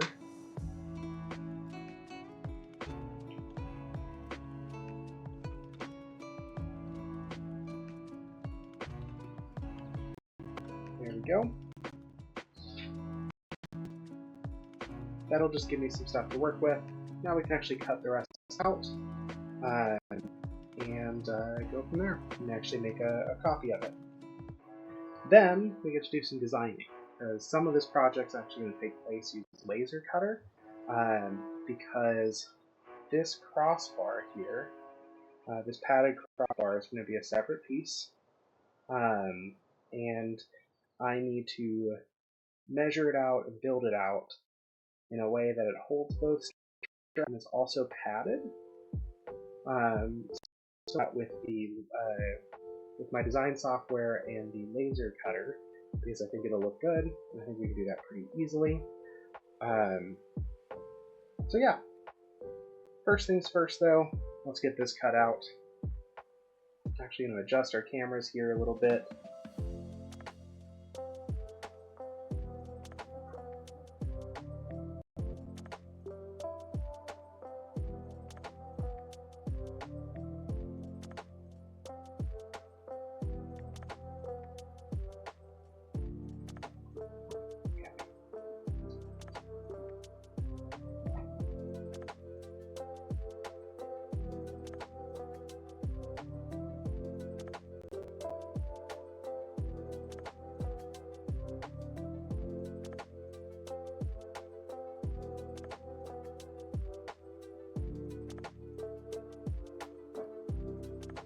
Go.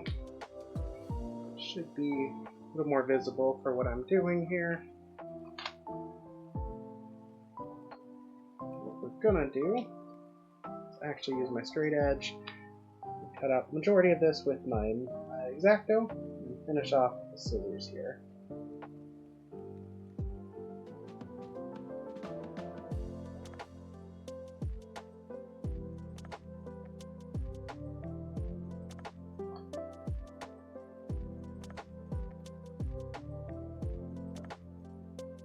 Go. Nice straight line cut here.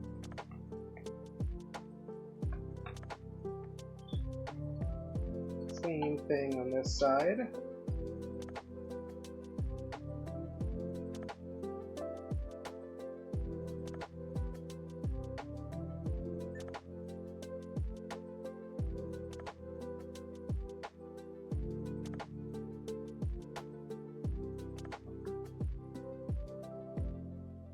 There we go.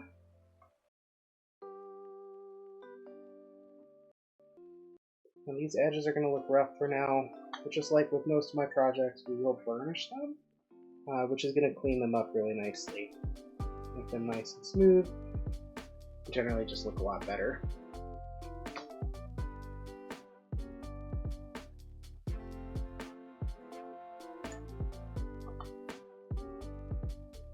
There we go. Now for straps, usually there are some like nice cutting dies that actually give me that that nice kind of belt end look. I don't have those, so I usually just mark stuff out and then use my scissors to actually cut them to the right shape. It's not a perfect process, but it generally works well enough for me.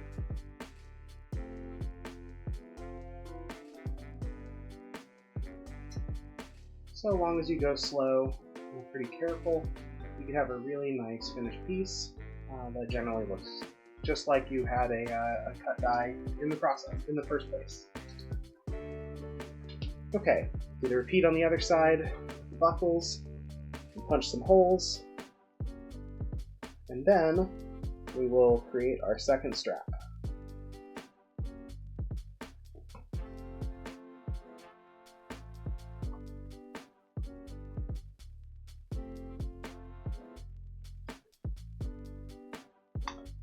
There we go.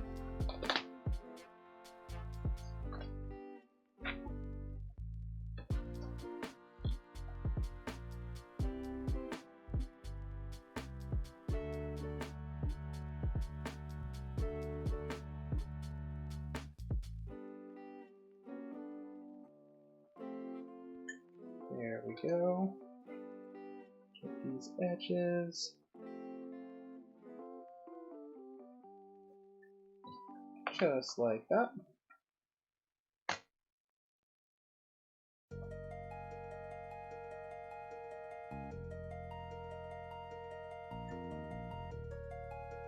And just like that.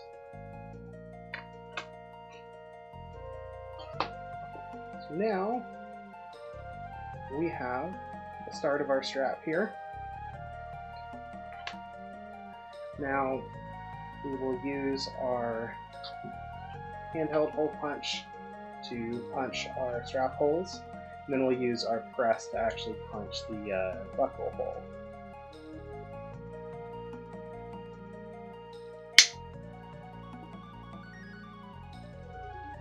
Make that a little bit closer here.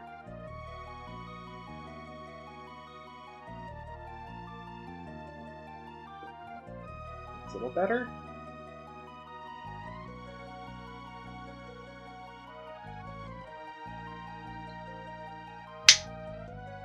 Just like that. Again on the end here. Just like that.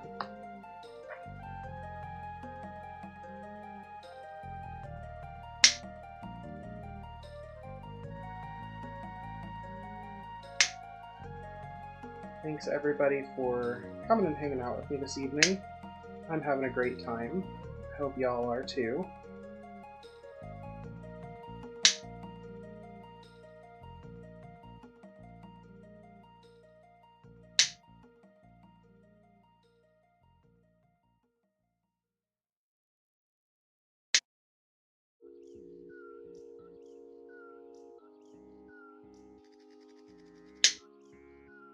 There we go.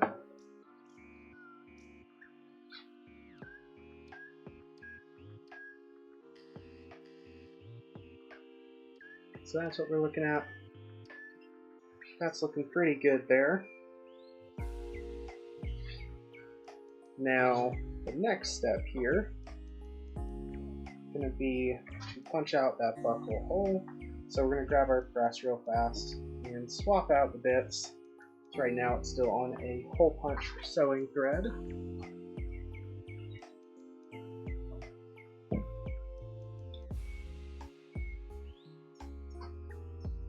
Glad to hear y'all are having a good time.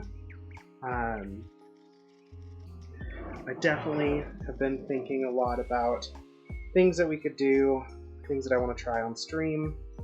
Most of it's been leatherwork, but I have also considered doing some game nights, something where I'm actually playing some games, like Twitch is kind of known for. Whether that's just friend swap with some people or even maybe a few solo games. I definitely want to do a little bit of it. Probably not like the mainstay of this Twitch channel, but at the very least I want to just kind of dabble in it and maybe have a fun change of pace on occasion. If that's something that y'all be interested in, please let me know, because we could maybe cycle it into like once a week or once every 2 weeks or something. Ooh, black cherry whiskey sounds delicious. Next time we hang out, if you still have some, if you haven't finished it off, I want to try that. That sounds so good.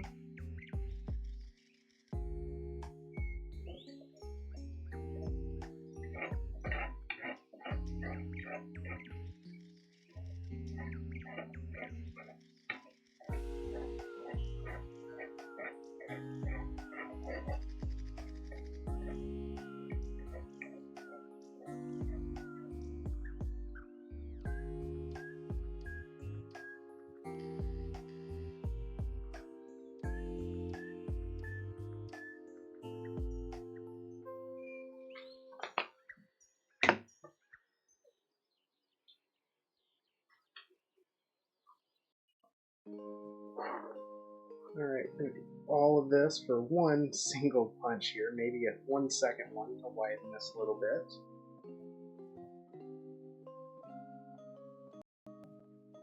Make sure that we're nice and centered here.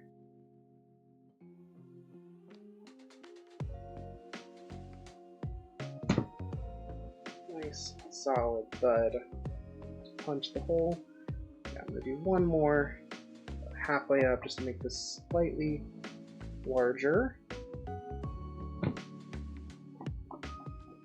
There we go. The reason we're doing slightly larger here is because I have these really nice stainless steel buckles that we're going to work with. Do a quick test fit here just to see how we're feeling about it.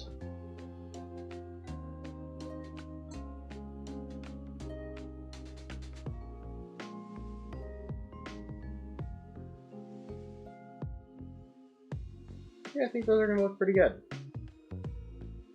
That's a pretty good combo there. Ooh, Jim Beam Red Stag? Okay. Yeah, I definitely want to try that sometime. I don't drink a whole lot, but whiskey is definitely one of my go-tos. I'm a big fan of it. Alright.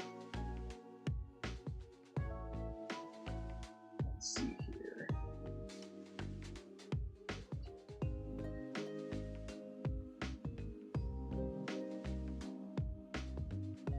Get this adjusted a little bit. But yeah, so we have a full strap here. Now we just need to make a second one.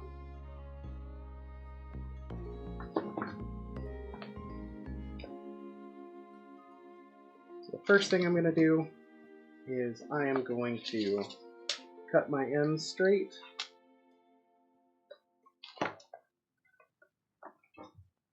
And then we'll start marking this up and getting this one cut out.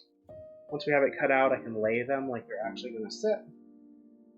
And we can kind of figure out roughly what we need to pattern for the cross piece.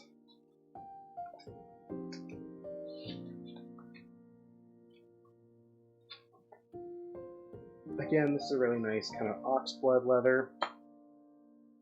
It's technically a gaucho, but it is a really nice piece, really kind of like, it's got a good color and a good kind of, what's the word, variation in its coloring. So I really like this leather. I don't get to work in it enough. So any chance I get, I like to try to find a reason to work with it. I'll line these up. Now I'm not going to do my patterning this way, but it is going to give me a good way that I can cut down the end here so that I'm not worried about like excess. Yeah, gaucho's if I'm recalling correctly, it's a Spanish term. Vaquero is cowboy. I don't remember what gaucho means. It's a cowboy terminology, and I don't quite remember it, but the tanning style is considered gaucho. I think this is drum tanned, meaning all the leather was put in a drum, and it was allowed to basically cycle and roll in this drum along with the dyes, which give it that really kind of distressed look and that kind of distressed coloration on it, which is just really really unique and really nice for what we're doing. So yeah. Okay, pull the marks down that I made here just so I can review them, because we are going to first and foremost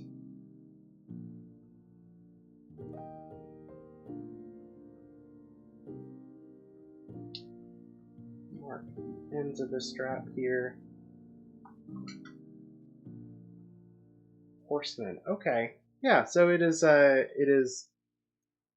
Would it be Brazilian or like a Brazilian Portuguese? Um, or is it Spanish? I guess I could also look it up too.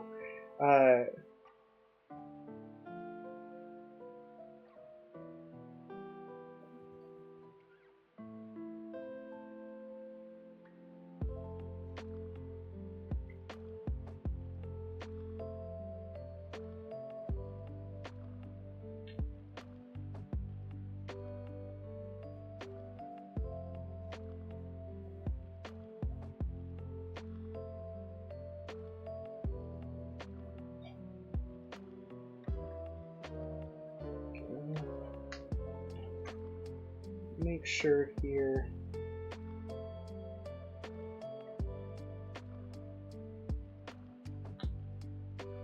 $7.5 from tip to where we go out.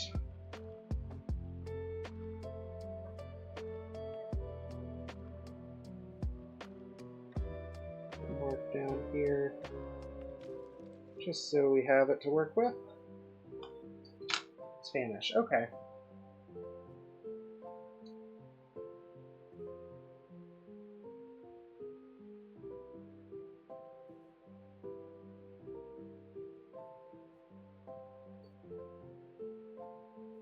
It makes sense. A lot of Western leatherworking has a focus in working with livestock, whether that's cowboy, cattle, sport, or whatever else.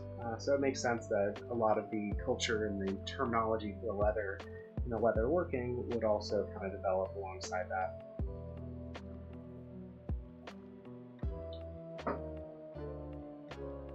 Okay.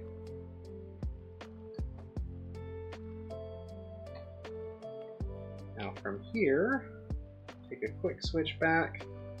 Want to make sure on this side I'm doing the same thing.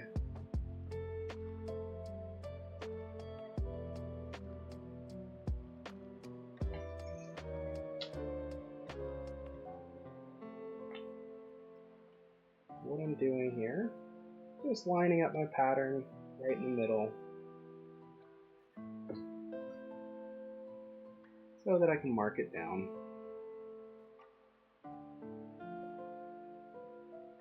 Helps me make sure I get the width right. And then I can also mark my holes. Of course, it's not even in frame. Love that. Should be a little bit better there. Oh, I actually want these holes.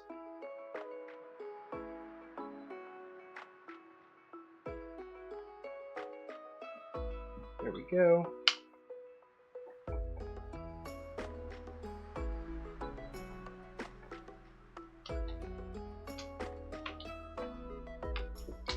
Alright, let me pull this down a little bit. Just because I think that higher view is not actually super helpful. And I want it to be visible so y'all can see what I'm doing. I'm also going to pull up my chair here so I can get comfortable. Okay. Now we need 6.25, 6¼ inches from the end.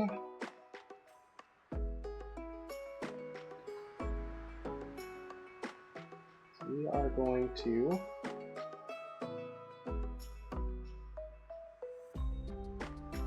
go right up here.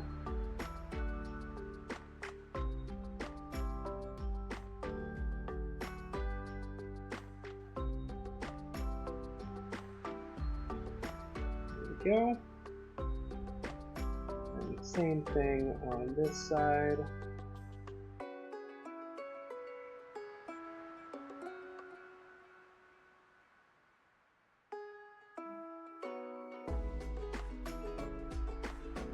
There we are.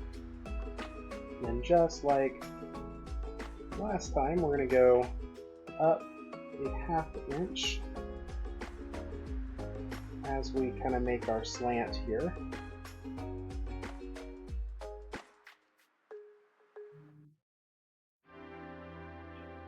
Do the same thing on the other side.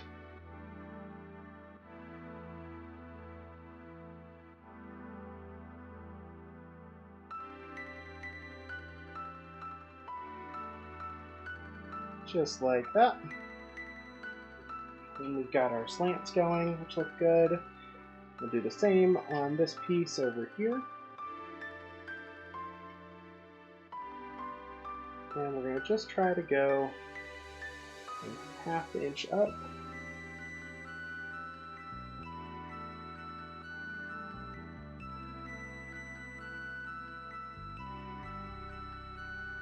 Just like that.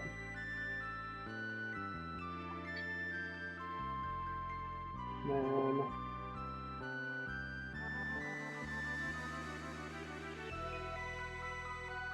the same right here.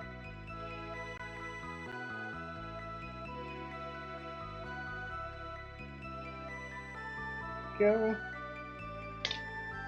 Alright, now we just need to do our hole marks. So from here, I want to make sure, even though I know the pattern, I want to make sure that I've got my markings right.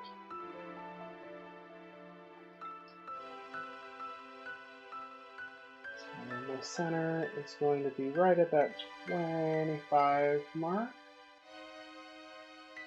Just right here. Now it's mostly not visible for y'all, but move it. I just need to make that mark there. Here we go. Should be a little bit better now.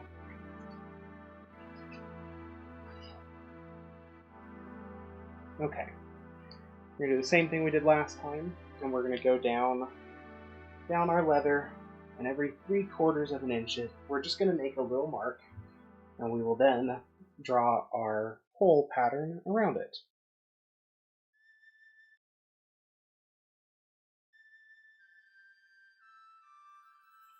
We'll go down 3/4 of an inch, 3/4 of an inch,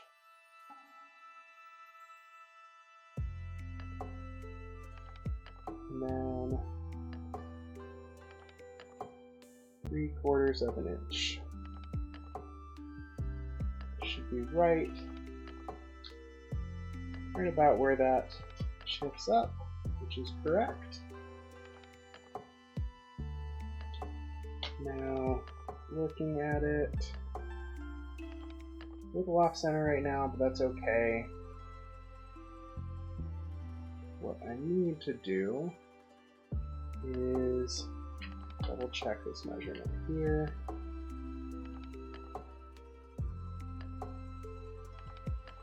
That's what I thought, okay. I actually want to come down to about right here, and then go up right about there. It's a little bit further down than I originally marked.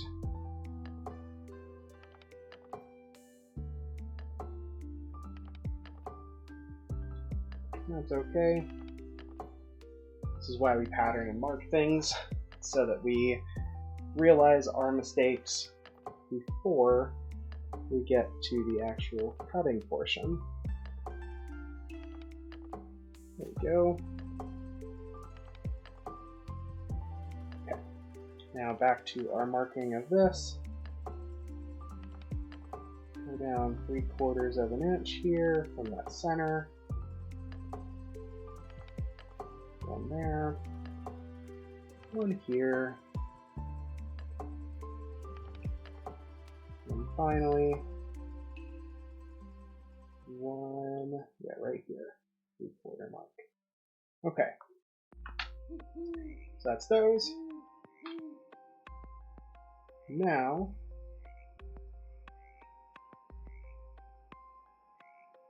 we want to be center here. Adjust this just a little bit here, make sure we're nice and centered. This one to be nice and centered as well.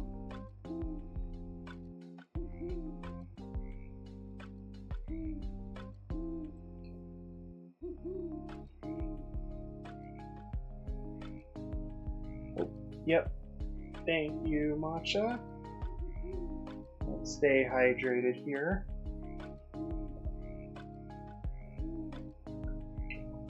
Cheers, everybody.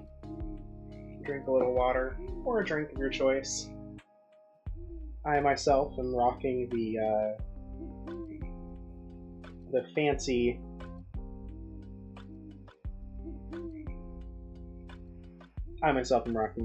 fancy cup, the Pizza Hut buffet cup tonight. Obviously, drink out of whatever glass you prefer.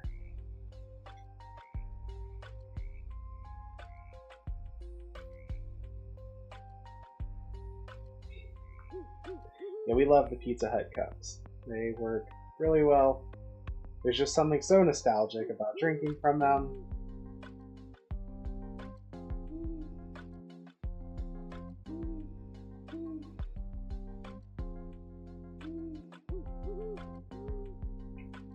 Couple more marks here, and we'll be up to the cutting phase.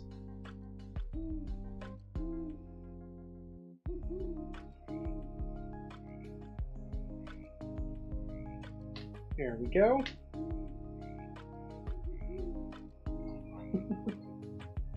We do love the combination Pizza Hut Taco Bell.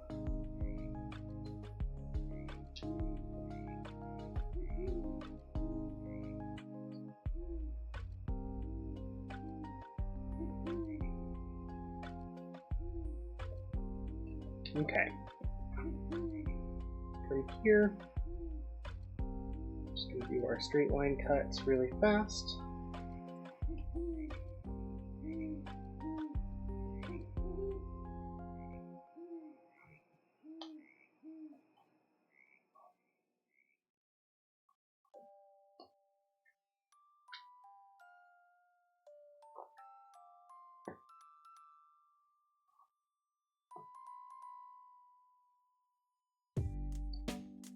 There we go.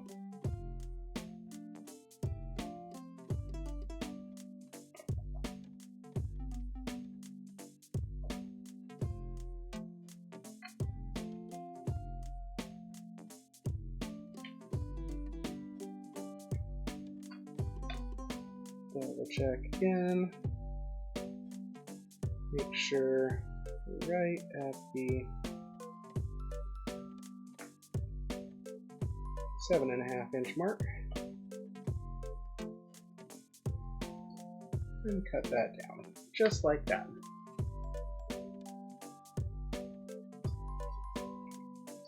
Same thing for the other side here.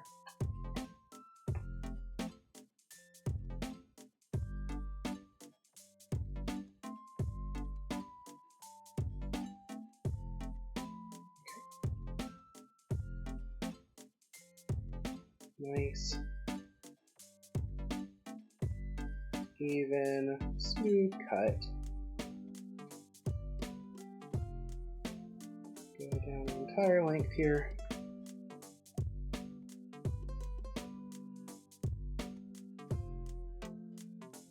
There we go.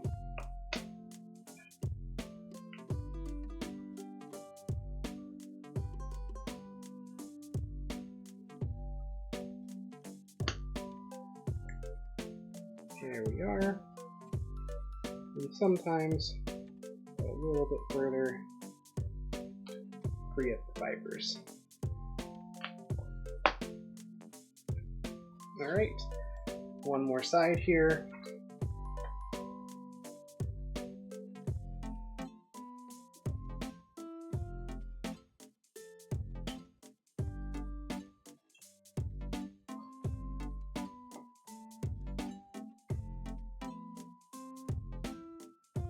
Make sure we're nice and in control of that X-Acto knife. We don't need to cut too far.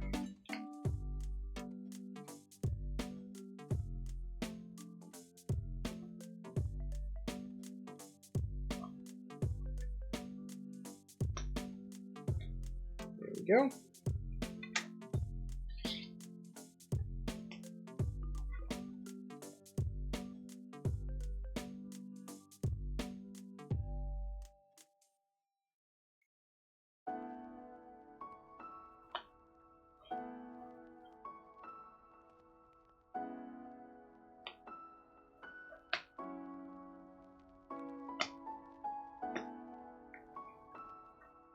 And one more little angle here.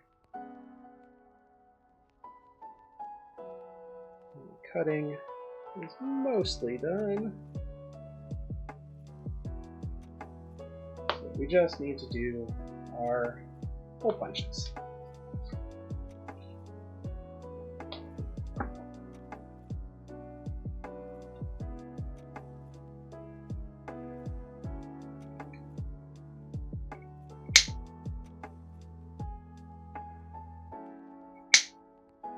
Get these knocked out pretty quickly.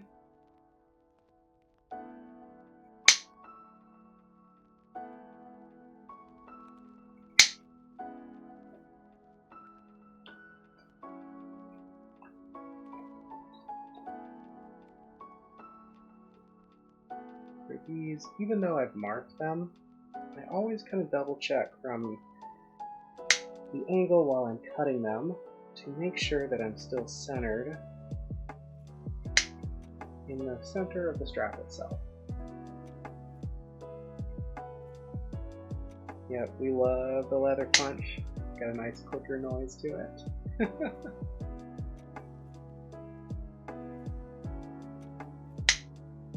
Fun fact, there is a clicker surprise for anyone who finds it here on the stream, where you can, you know, maybe tip some money and clicker train a bird.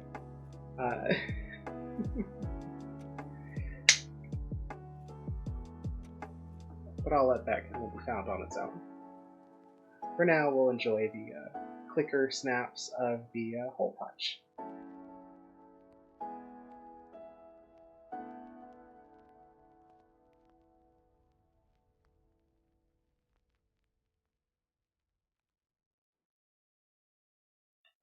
There we go. Just like that, that's almost done. Get the press back out. Punch some buckle holes. Now we're going to switch gears, jump over to my design software, and start working on a cross piece for this.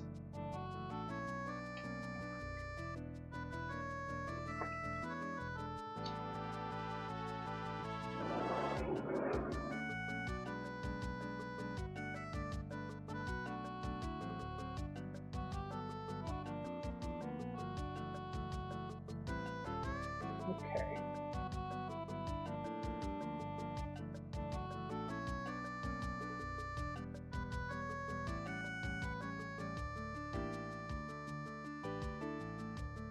There we go.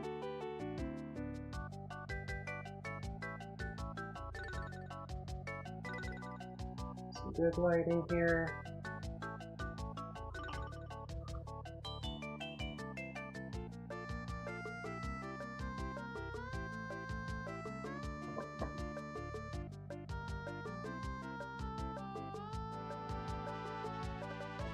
Make sure we're lined up.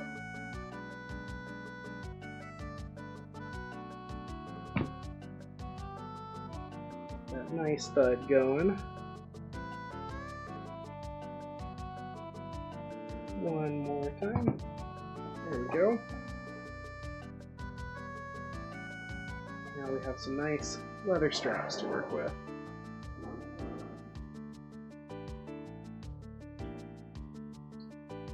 Okay, so let me give you a broader view here. Turn the PTZ off for a moment.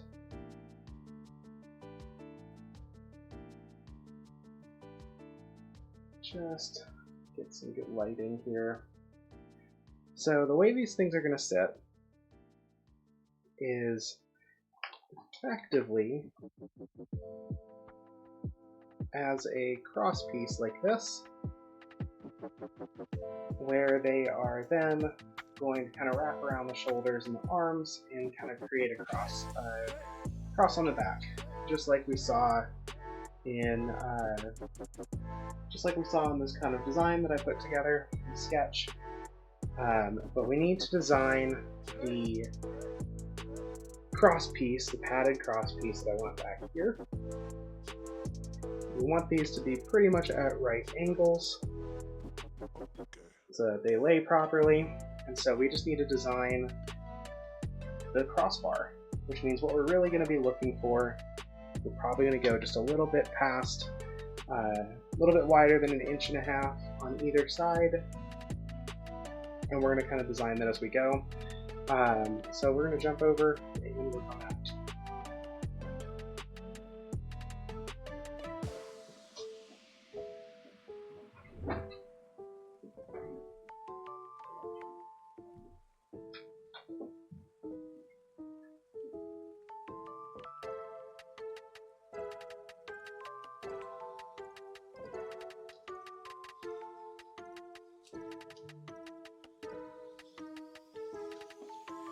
Okay, let me get our designer up.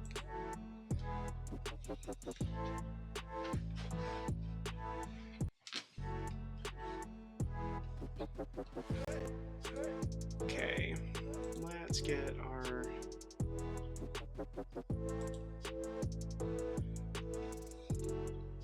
so this is the base we're going to work with. This is actually the this is the base of, or rather the area of my, because we're probably going to laser cut this. So what we need to start is probably just a rectangle. We want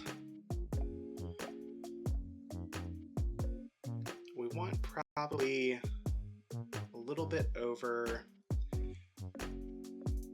Generally when I'm stitching, I try to leave about 1/10 of an inch of an edge. So 2/10 of an inch, 1/5. We want a little bit of excess to make sure that it's not too tight. So if we're looking at 1.5, 1.7, probably 1.8 inches wide. Which I was actually very close there. And then we're gonna want it to go, I kind of want it to be an X pattern, not just like a square or anything. So I want it to go just a little bit longer on the end, so we make kind of a cross pattern. Let me grab a measurement real fast. Let's see.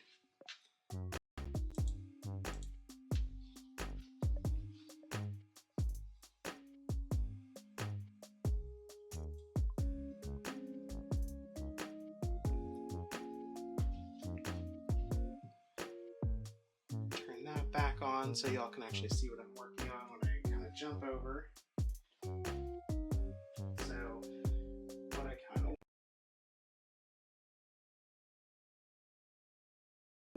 Do we want to go 1/2 inch past, maybe like a whole inch?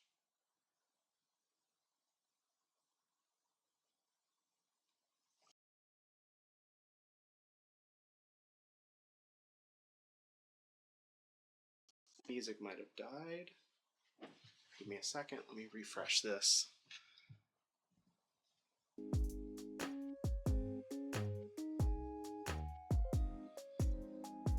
Gotta love that. Switch over to that real fast.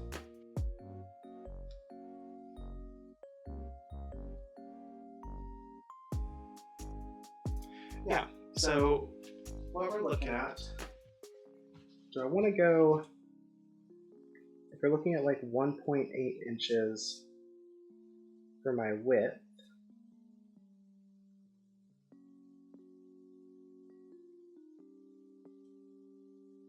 let's see. So probably want to go a little bit longer actually.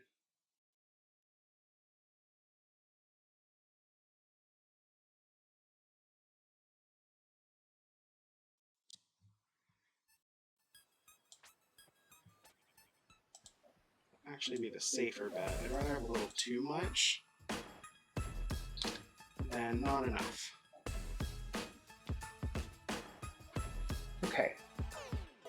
So if we're going 2 inches, do we want this to then stick out going this way? Thinking maybe an extra inch. So if we're 1.5 inches long here, it'll be 2.5 inches and then 3.5 for the total length across this way. It'll be 3.5. So that's our rectangle here. I'm going to switch this out. Switch back to the new workbench. We're going to switch this out so that it's not filled. I don't need a fill color. What I do need is heavier stroke. There we go. So that's our first box. Our next one is just gonna be the same thing like that. That's really it. It's a super simple box setup. It's not anything really unique, but it should give us that kind of coverage and that extra padding on the back that I'm looking for.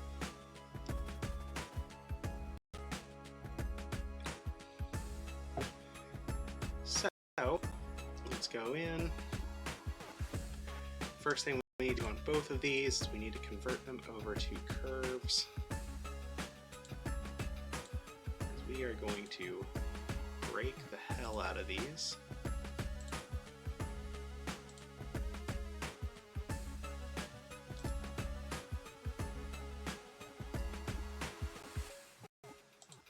Want to select all these nodes here.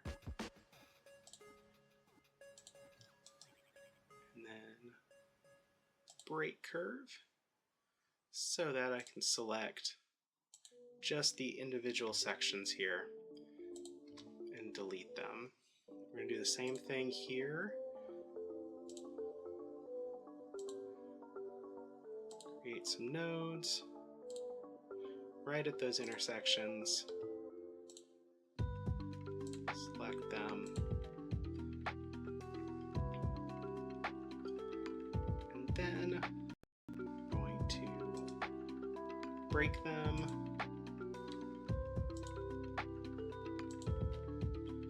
So that I can delete just those sections. So now that's going to be our print, or our cut in this case. Very simple, not super big. I can do 2 of them, maybe even more. I'm going to group.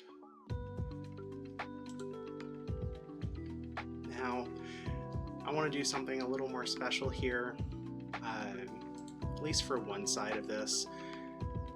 I'm not going to do it on both because I like people having options, put it this way. I want to add my logo. I want to add my my branding because it's the work that I'm making, but I don't want it to be visible or have to be visible from somebody who's wearing it. So the way I'm going to design this is that this piece is actually going to be reversible. This piece will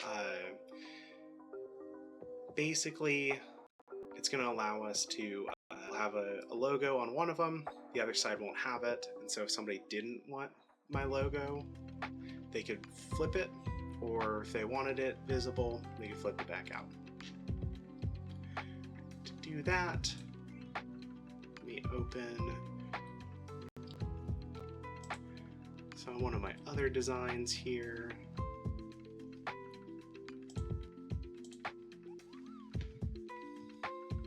These are my cast iron pan grips.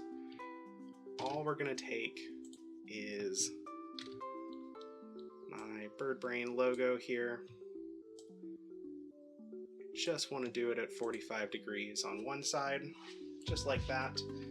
I'm not going to do it in the center because the idea being that this is going to be at a diagonal, so it should naturally sit where that's lined up and upright. Group those together, move them out of the way,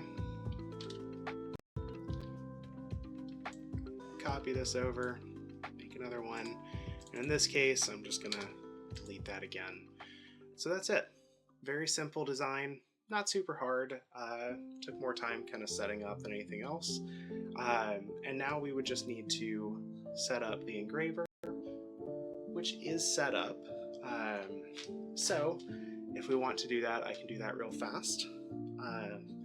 Unfortunately, I don't have a camera on it, so it's not going to be super visible, but the cut shouldn't take more than a couple of minutes.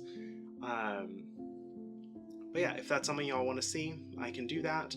Otherwise, we can jump back to the next thing on my list, which is going to be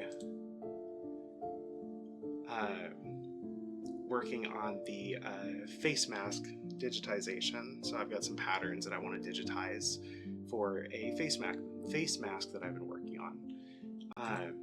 But yeah, let me know if y'all want to see the laser do its thing, and then we can see this kind of happen in semi-real time. We can see what this design looks like on a printed laser setup. But yeah, I'll give you all a couple minutes to give me some feedback. I'm going to see if I even have my leather cut for this. If I don't, I'll need to do that too.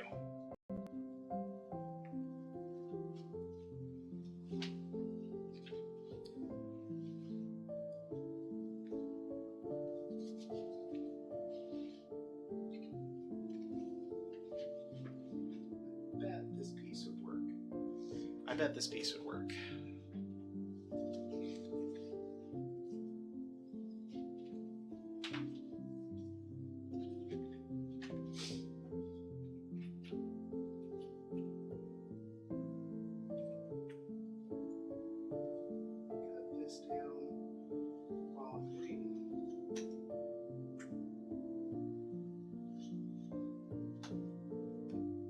Again, if you want to see what the laser can do and want me to kind of get that set up, just let me know. Otherwise, we can move on to some of our other projects, which are also going to be pretty interesting tonight. Okay.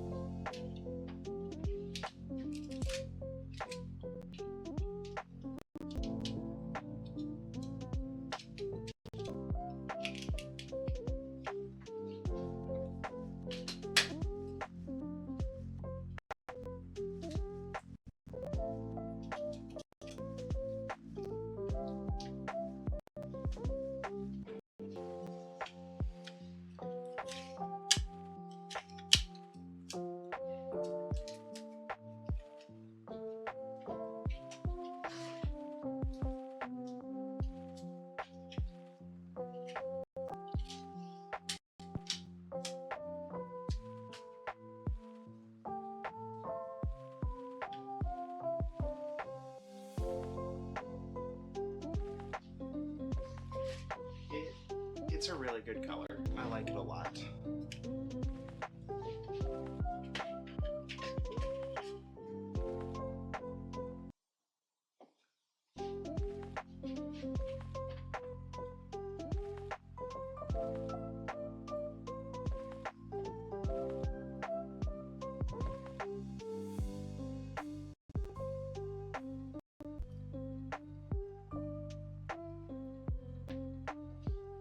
Let's see if I can show you this. See if I can show you the laser printer at all, or the laser engraver at all. It might not work. The lighting's not super great here for that. give it a go. If it works, great. If not, oh well.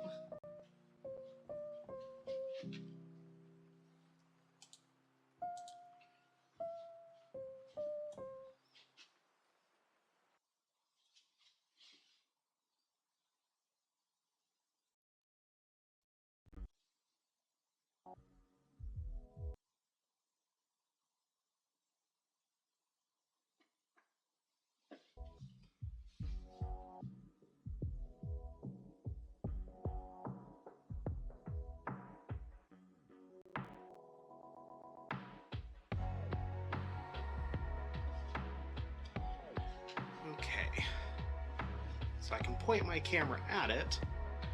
We'll see if we'll see if this actually works out here. Let's see.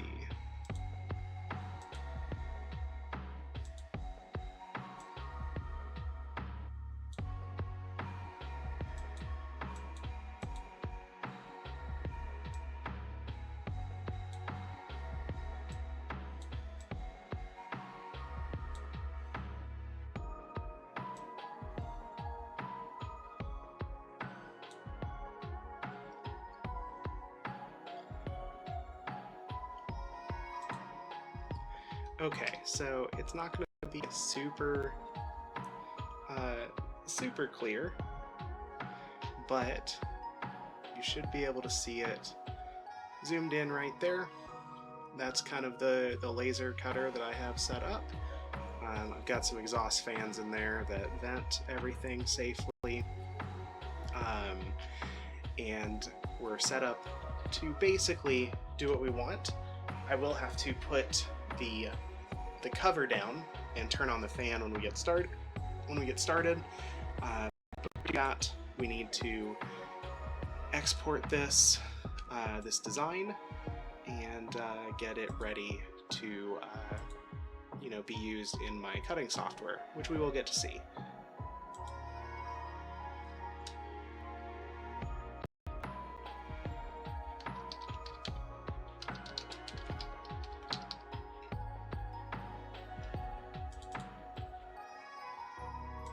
Save this real fast. And now we are going to switch over to Lightburn here. Go ahead and open our Lightburn.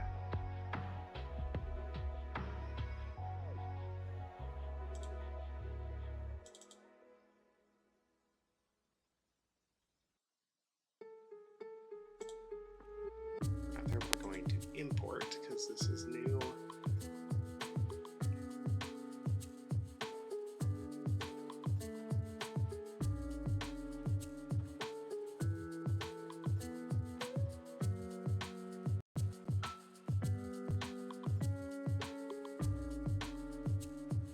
There we are.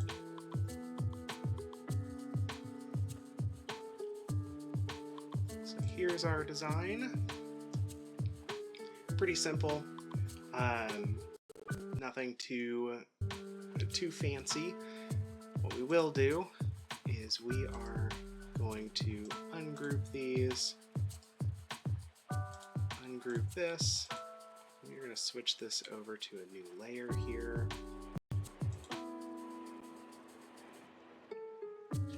Turn the PTZ off so you can see a little bit of what I'm doing here just for the moment while we're setting up. So up here, I need to adjust the cut versus engrave. So our black lines, our layer 0 is going to be our cut lines. Our layer 1, or the blue layer, is going to be our engraving. So we're going to go fill. We're going to want to adjust our settings, which I'm seeing is not showing up for you. Let's see if I can change that.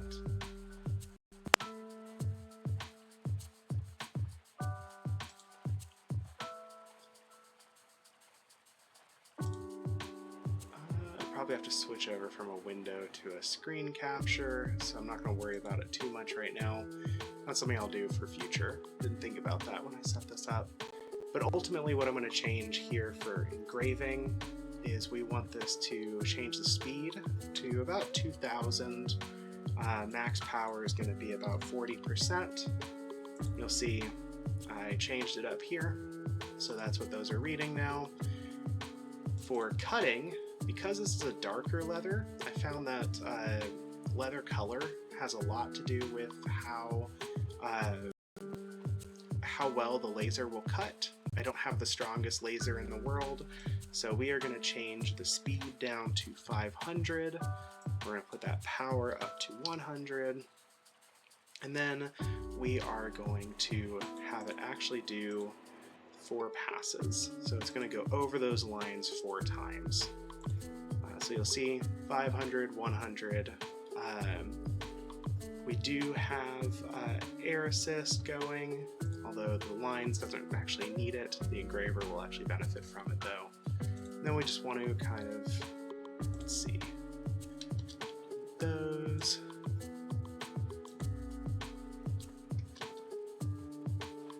Make sure that is deleted. So that's going to be, check our preview here, make sure that we're just cutting everything right. Okay, so last thing I typically want to do is I just group these up individually. And then I'm going to adjust my optimization settings because I find adding by group priority works better. And then you do layer secondarily. That should just help it cut more smoothly. Okay. So, next up is just going to be testing. This is going to take a moment, but I'm just going to test and make sure that we are situated where we want to be with the laser. Mainly, this design needs to sit on this board where I actually want it to cut, so that we know we're cutting the leather and not, you know, the metal underneath the leather.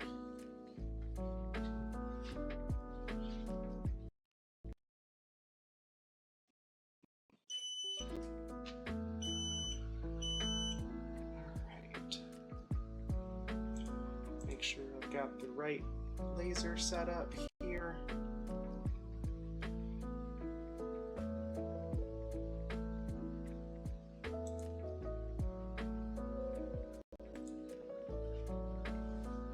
Just going to frame it out real fast.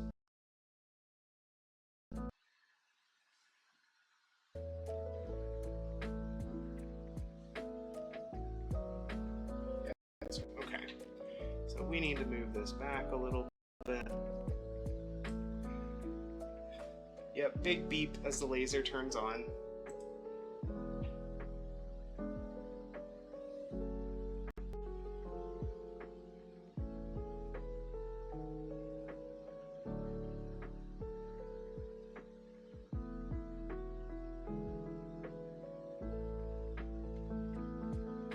Okay, that's looking really good. So it's looking like it's going to estimate about 7 minutes cut time. I'm going to get this started real fast. We're going to see if audio works well. I may switch over to a for now because the fans are probably going to interact with the mics a little too much, and it's not going to sound nice. But I will try to turn the cameras on so you can actually see the laser doing its thing for a couple of minutes as we kind of get this going. But we're going to see how it works.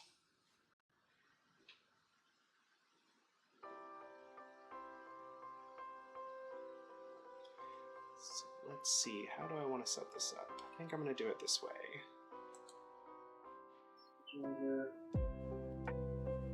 So yeah, you're probably not going to see a whole lot from this angle because I just don't have a good setup for the laser at the moment, but we can give it a shot.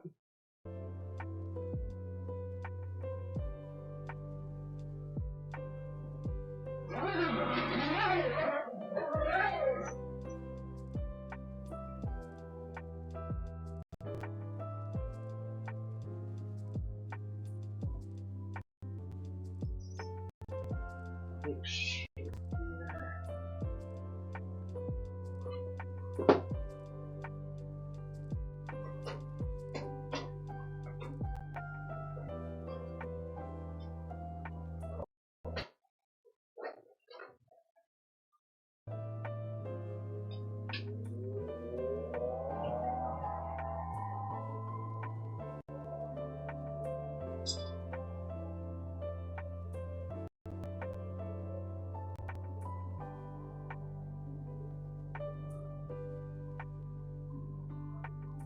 Okay, audio might be a little weird for a little bit, but let me know if it's really bad and I can mute it.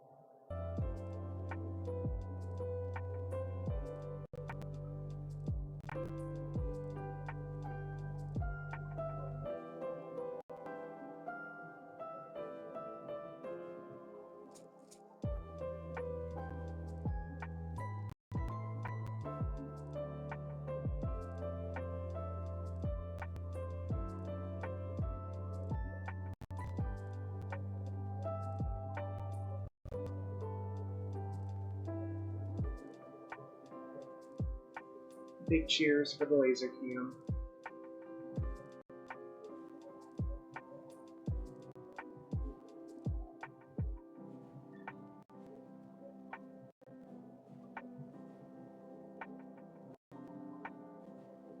Yeah, this will go on for about 7 more minutes.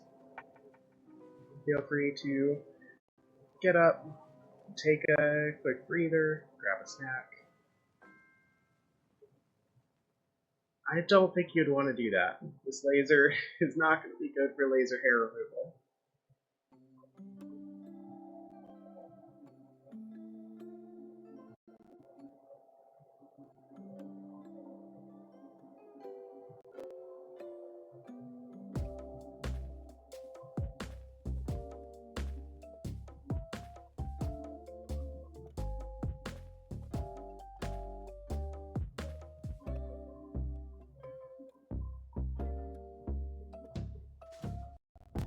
I have not tried because this is the kind of laser that would absolutely burn your hand so bad.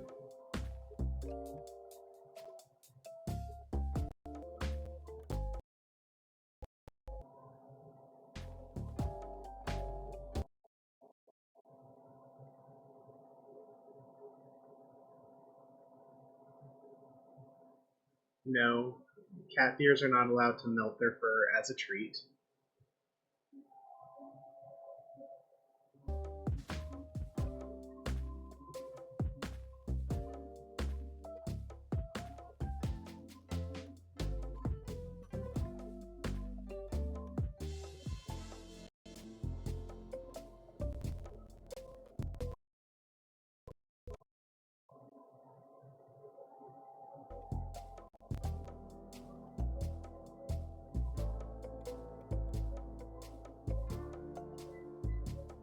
I do not recommend that at all.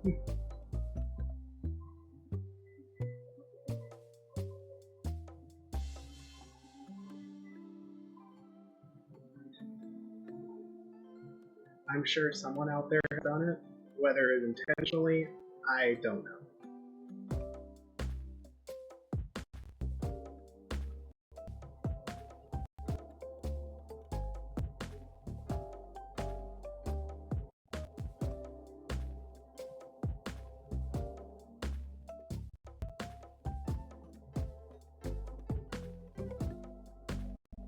Right now it's in the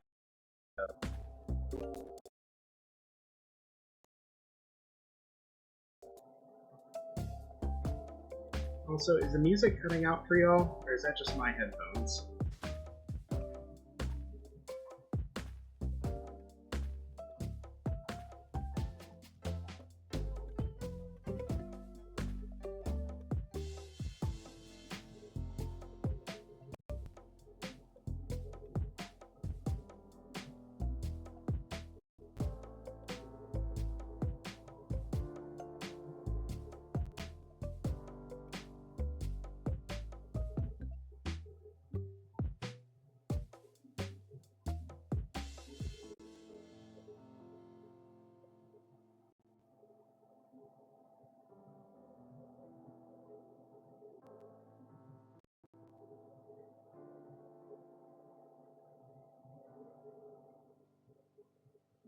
Interesting. I wonder if it's the app I'm using to showcase the music. I wonder if it's just kind of not keeping up. I might work on that later. See if I can get that a little more smooth.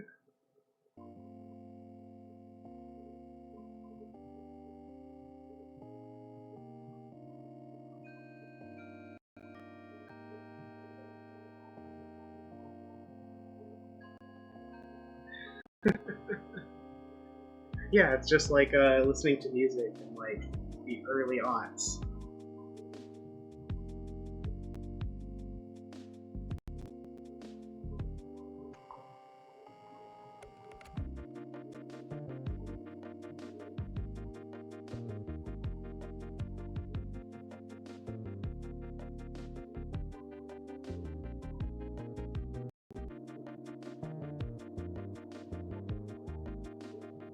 Hey, I mean, if it works, it's...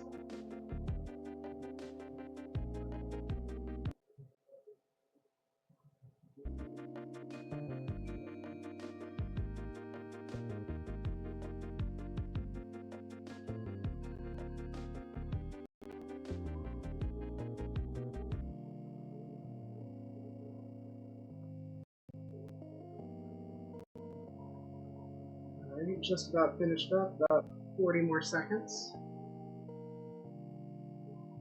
And we'll see where we're at.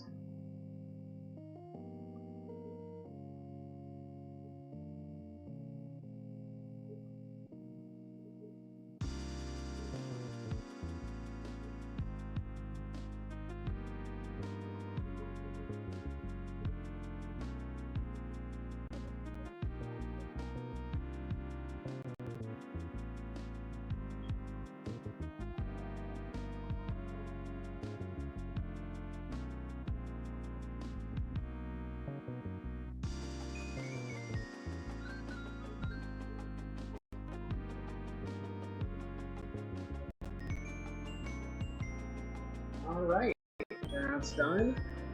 We're gonna let the fan stay on for a few minutes, just to help air this out and keep this going. Hi, good evening. Welcome. We are working on some leather stuff. Glad you could stop by. Alright. Let me switch back over.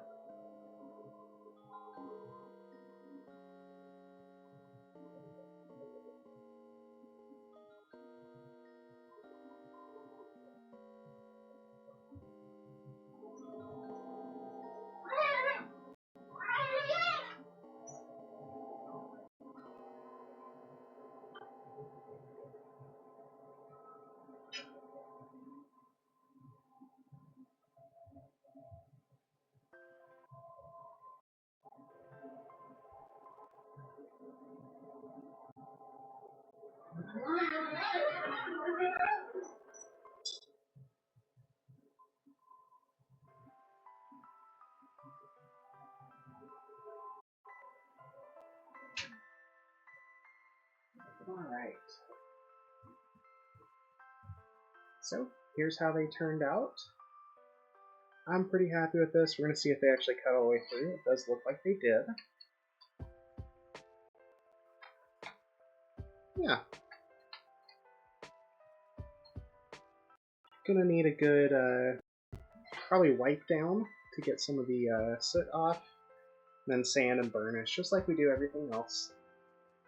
But they're looking really good. Now we're gonna have to test fit and see if they kind of measured right. We should be able to do that here in just a moment.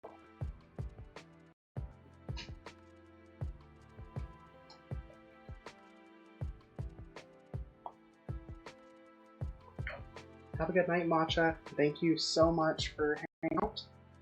Thank you for subscribing and for just kind of being around. I really appreciate it.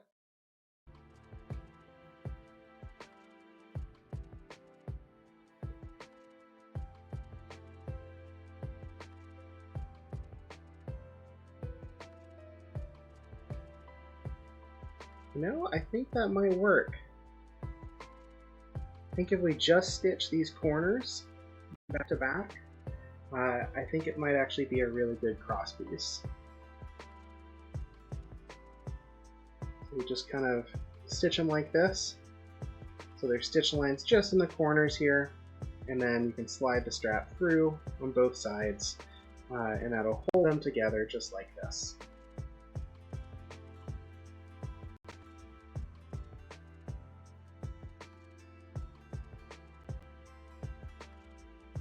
Yeah, I'll make sure to share it. I'll make sure I'll have some photos I can share on social medias and whatnot.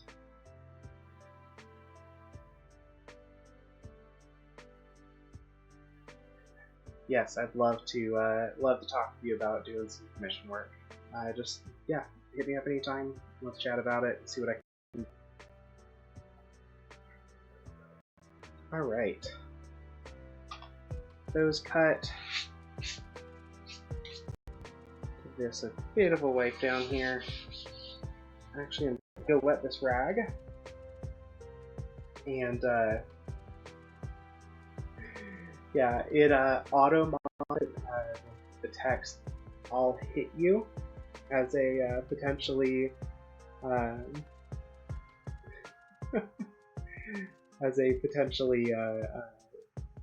violent phrase, but it's fine. Night.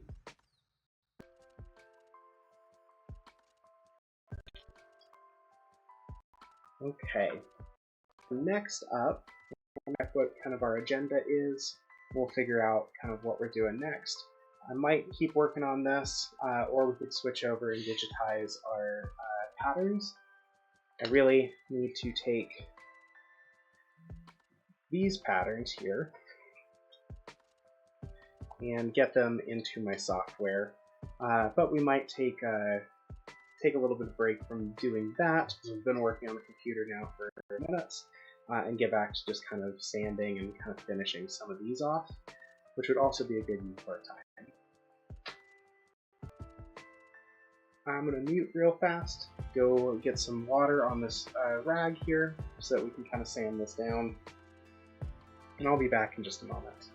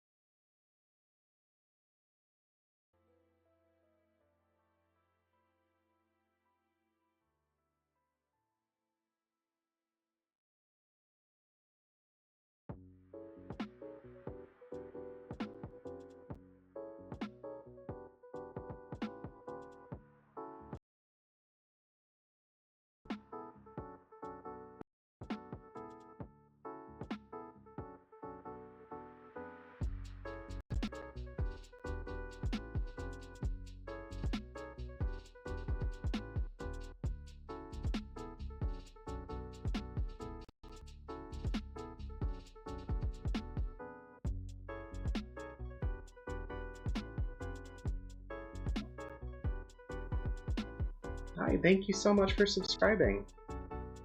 We are also back. I just gave this kind of a rinse here, just to kind of get some of the soot off of them from the laser. Give this a little bit of a wipe down. You don't need any laser soot getting anywhere.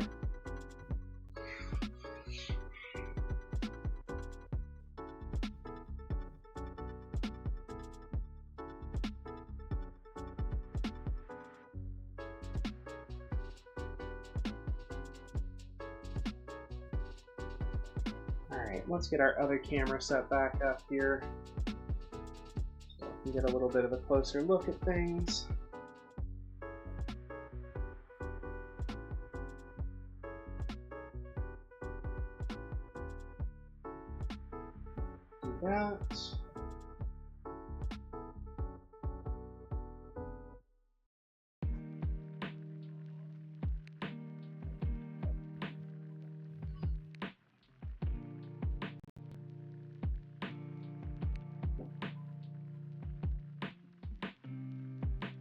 There we go.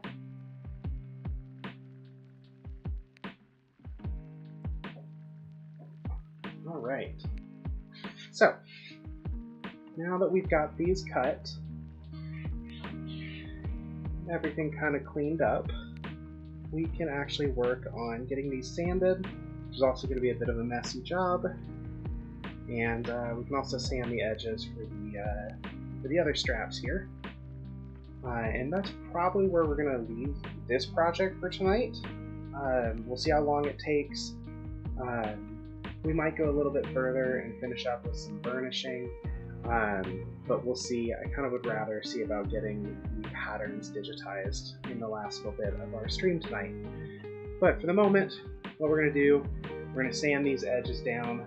This again is just going to kind of get that soot off, which has just come from the laser since we decided to cut these with the laser.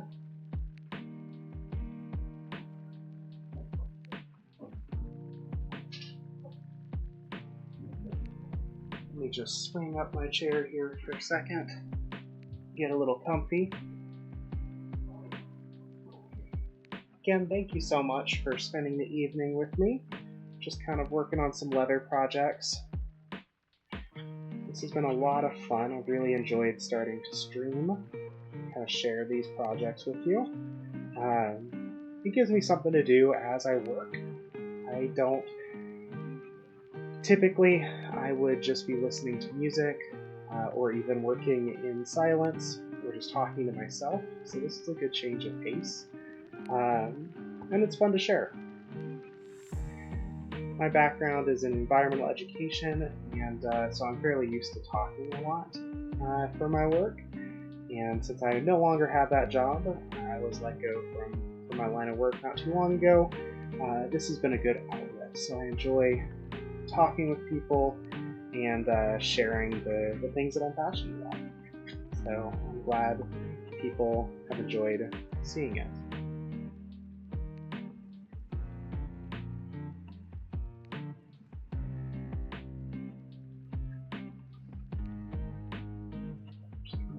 Give these edges a nice sand here. Just trying to knock off any leftover char or burning. Yeah, thank you. I'm glad I'm having fun too. It's definitely something I was anxious of. Just because it's public, it's not something I've done before. So there's always some of that anxiety of starting that. But I'm glad I've started to really enjoy it. I hope I get to do it for a long time.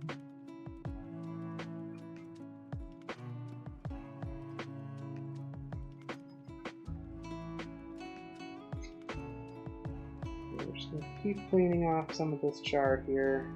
We'll make sure we go all the way around at least once, just to get these edges prepped for burnishing when we go that route.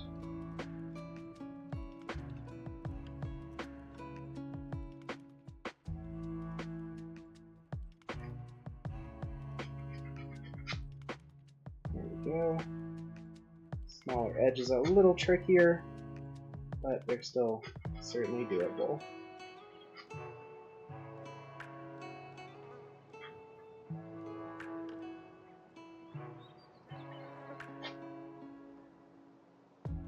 There we go. Switch over to the other one here.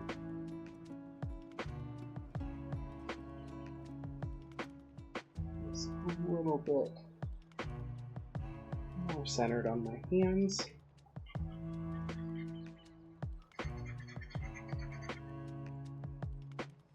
I'm doing this over my cloth here, mostly just to catch any of that soot, so it's not on my workbench, because I've noticed sometimes if I let it go on the workbench, I find it transfers to other projects, and then it'll stain or smudge lighter colored leathers. So by making sure I'm cleaning off my desk regularly, or just ensuring that it doesn't fall onto the desk in the first place, I can help make sure that I don't stain other projects or, you know, cause a mess elsewhere.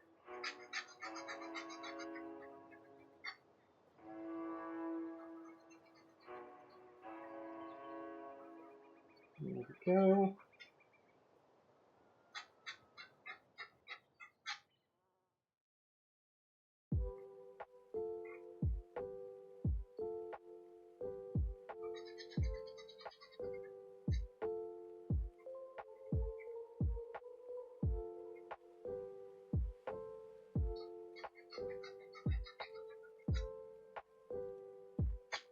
There we are.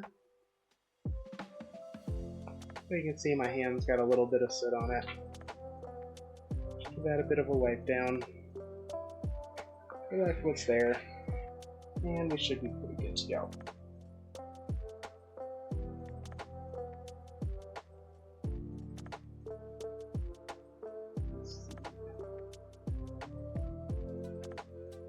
There we are. Okay, with these sanded down, at least on the edges, we can figure out what we're doing next.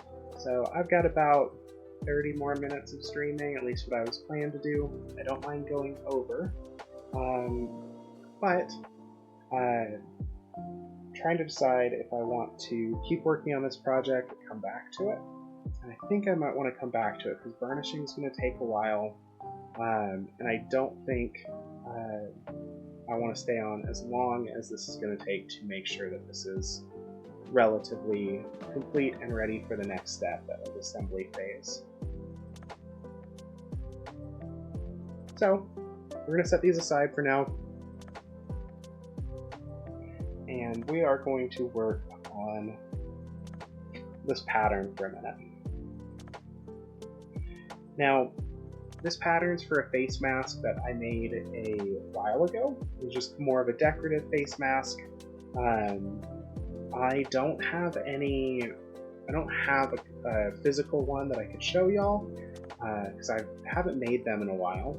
But I've wanted to get back into making them. That means I want to update my patterns because this is the kind of project that is certainly small enough. The pieces are small enough for this mask portion that I could laser cut. Which would save me a lot of time and effort, and means I could do like intricate designs or special details like you see with my logo on this one. So yeah, I want to kind of digitize this and make sure that I can get this from here into my software. Now, I've been thinking about how to do that. The easy way would be to scan it. I don't have a scanner. That's the problem. But as I was thinking about it, I had a bit of a eureka moment this afternoon, and I realized that I can just take a photo. Because this entire base here is a mat that is measured out in inches, I can just kind of measure this up, set this line up, and we can use the PTZ camera here to actually take photos of this and to get the scale correct, and then just trace over it in my design software, which I think would be great, and would allow me to do this relatively easily without too much effort. So we're going to give that a try. I'm going to line these up as best I can here.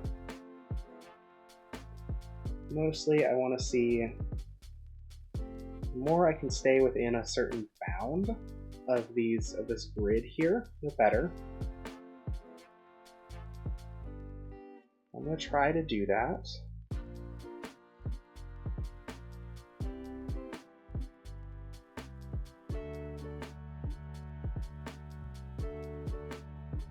Adjust these a little bit.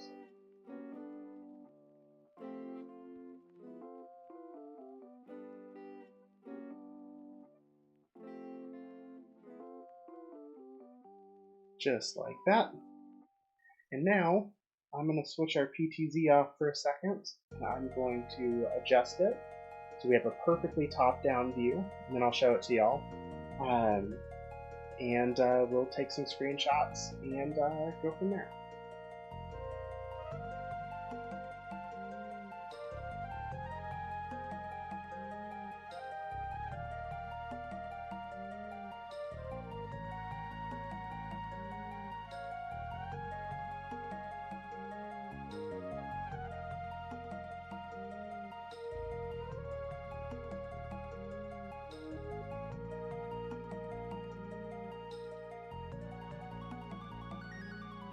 Alright, so here's our layout.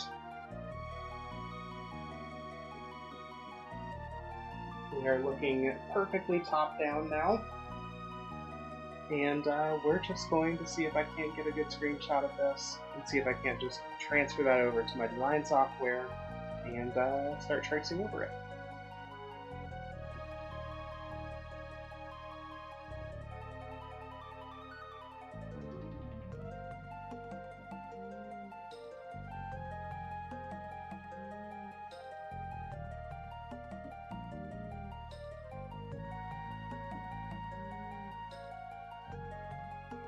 Thank you. Like I said, this was a like aha eureka moment this afternoon when I was just trying to figure out how the fuck am I gonna do this. So I'm kind of proud of it.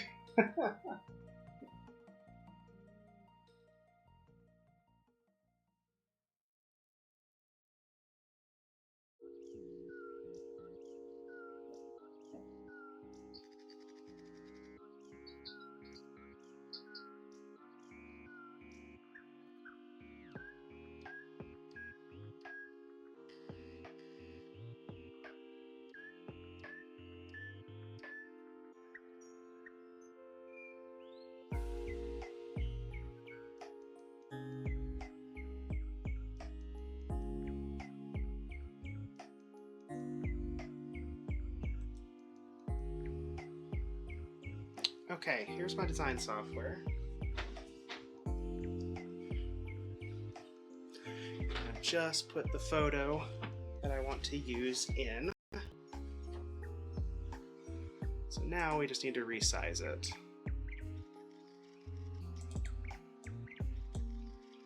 It's a large photo.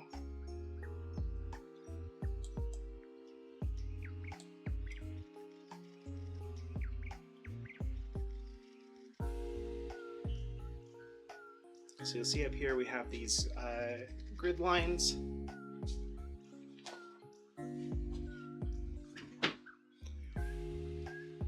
What I'm going to do here is I'm going to...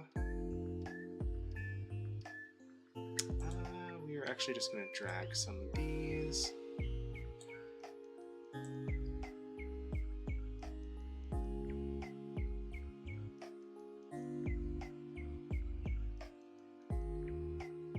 Just like that, so that they are every inch, and I can double check that here in just a second. But these guides are going to help us a whole lot here.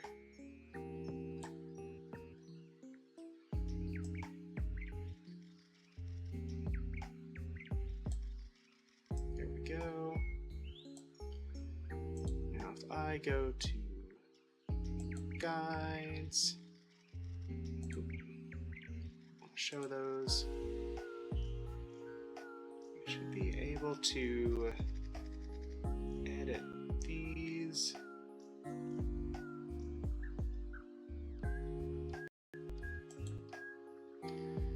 Let's see, where is it?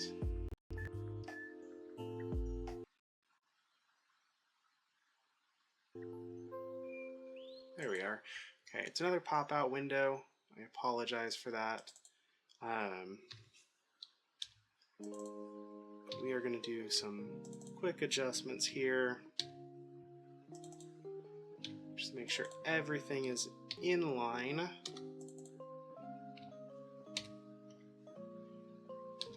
There we go. So now, the game is really just going to be lining up our boxes with our grid line. And really, I should do a few of these further across so I can use the center of the image, which is going to be the more accurate option here. You might have to get a few images here because I am seeing some skewing on the edge, probably from the camera lens, but this will get us pretty close.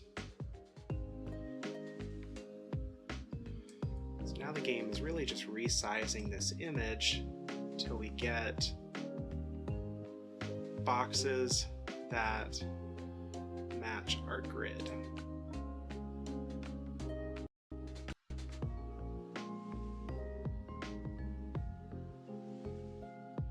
That's pretty close.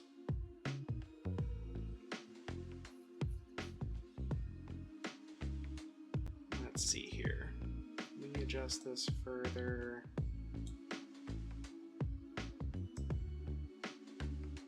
Let's try to use this box down here.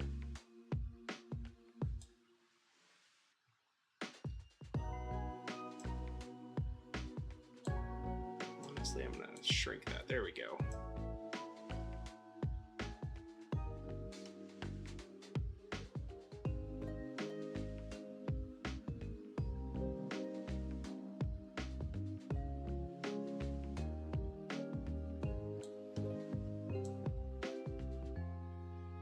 This is pretty much straight on here.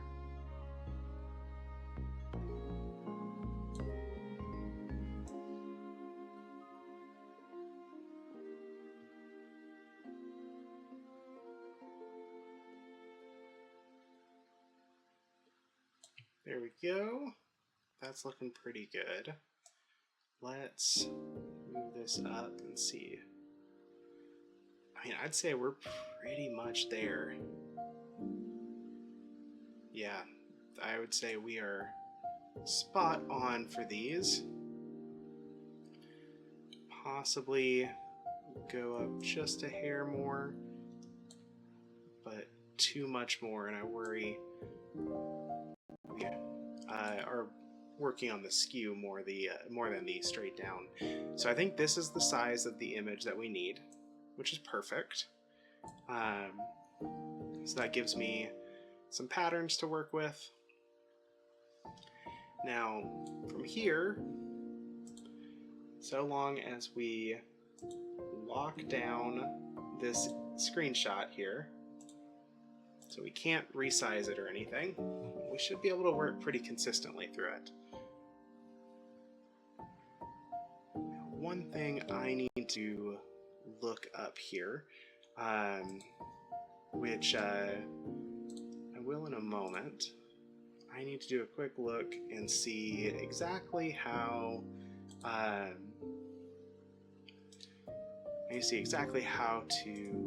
or if I can mirror my work.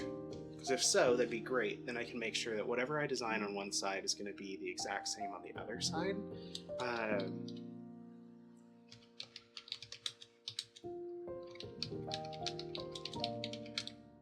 Which would be really, really helpful.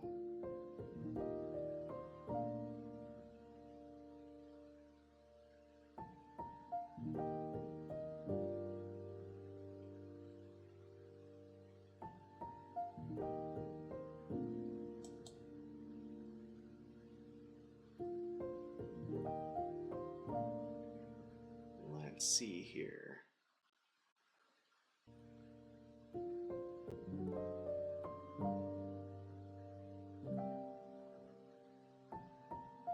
Okay, so the best way is probably just going to be mirroring or flipping. So we'll just design one side and then we'll flip it, and that'll do two things. It'll give us a matching even, and then it'll also give us the a better idea of how skewed this image is, because I might want to take a new one that's just these side pieces, but right in the center of the frame. So we're going to start here.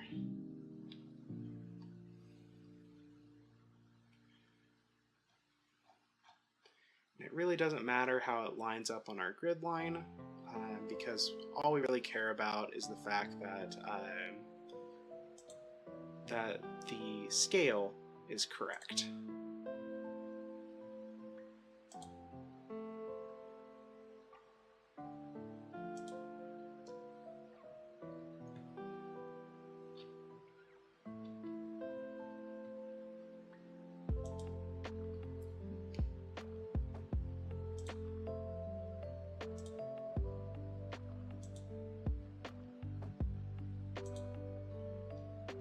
Go through here.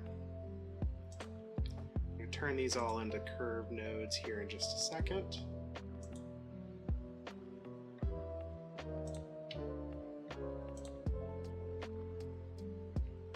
Select them rather than drawing. There we go.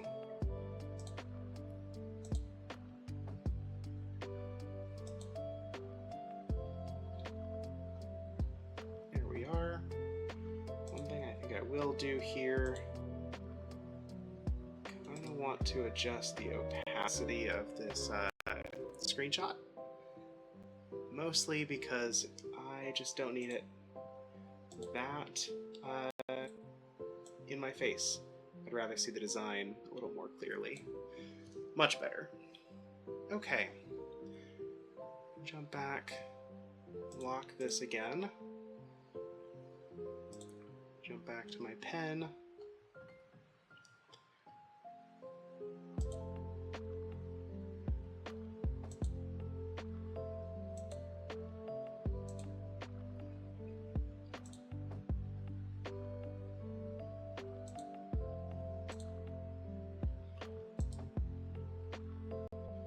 We want to finish off right there. Okay.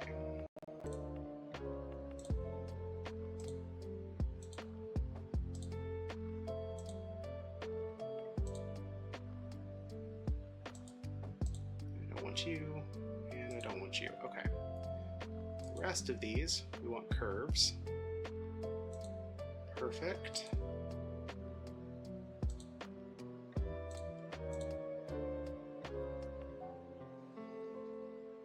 So yeah, those are lines.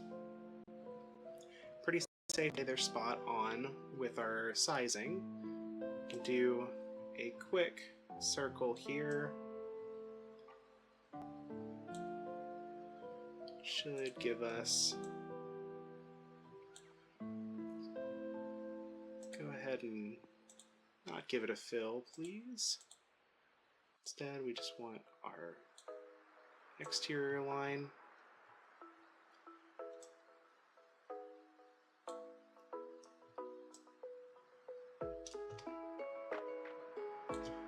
I'm just going to make sure this is the same size. If it's not 100% perfect, I can always change that with the leather with my hole punch, so I'm not super worried about that. I'm more concerned about making sure it's in the right place. So do that.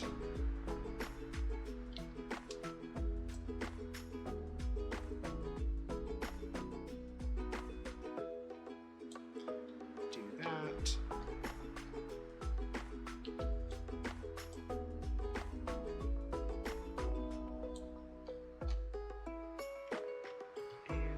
This.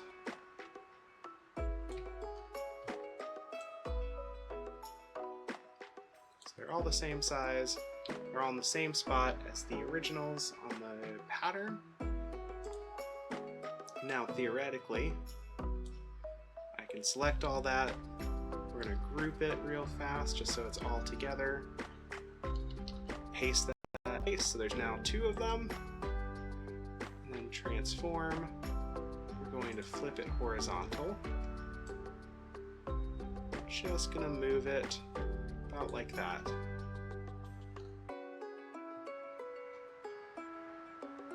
There we go. Now, what's interesting, as you can see, there's definitely still some skew here. It's not 100% perfect. In this case, I would take this, take this instead. Go back to where that was crossing. Do the same here. Just like that. And now we have a perfectly even pattern. That's a perfectly symmetrical pattern. This is probably my own user error in cutting and designing my own pattern here, so I'm fine with losing some of that. So we have one of them. Now we need to do the next bit. So what we're going to do, take all of this, we're going to group it together so it's all one. We're going to go ahead and lock it. Actually, rather, we are going to move this whole thing just down and out of the way. We'll come back to it. But for the moment, what we need to do is go back to our screenshot here. We need to move our next bit in line. It doesn't truly matter if it's overlapping down here right now, because we're just designing and I can always move those lines. The main thing I want to do is just make sure that when I go to draw some new lines, I'm going to do it on a layer, because I don't want it to interact with the original lines.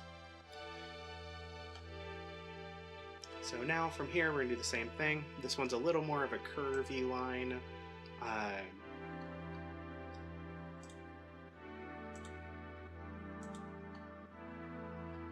Which means we'll do a few more nodes as we go.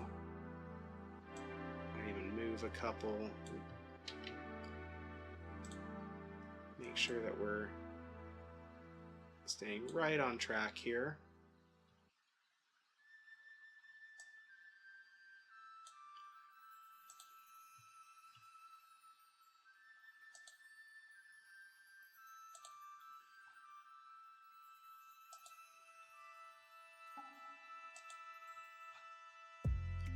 We're just going to go down along this pattern here.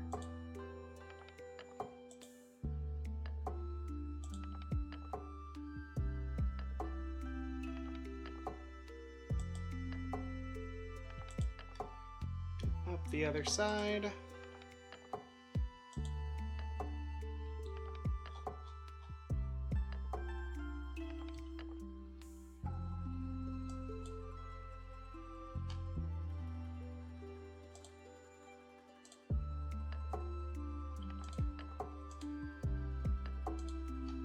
Go just up through here, preferably not where it's locking. There we go. Guides are great, but they can sometimes be a bit of a hassle. Don't worry, we're going to come back and smooth all these out. So they're actual curve nodes.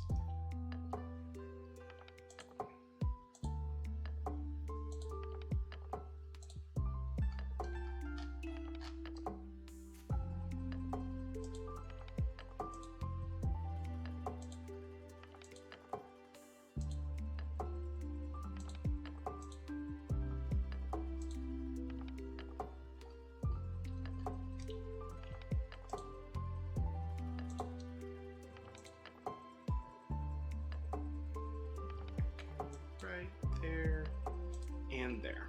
Okay. Now, what we want to do,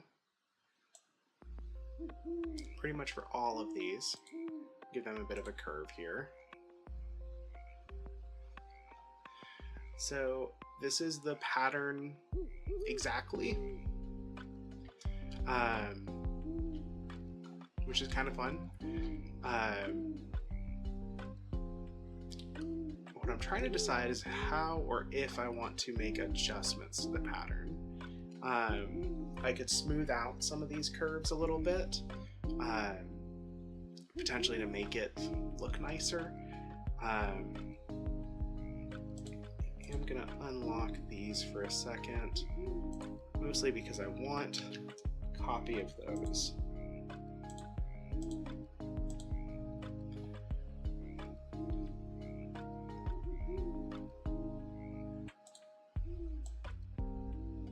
Because I do want these to be in the same spot. This part's pretty important, just to make sure this fits properly.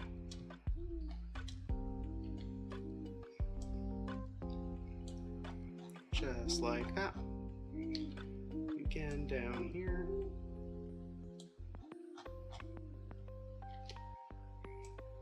And we got two more back. Those are going to be for the straps that go around the back of the head.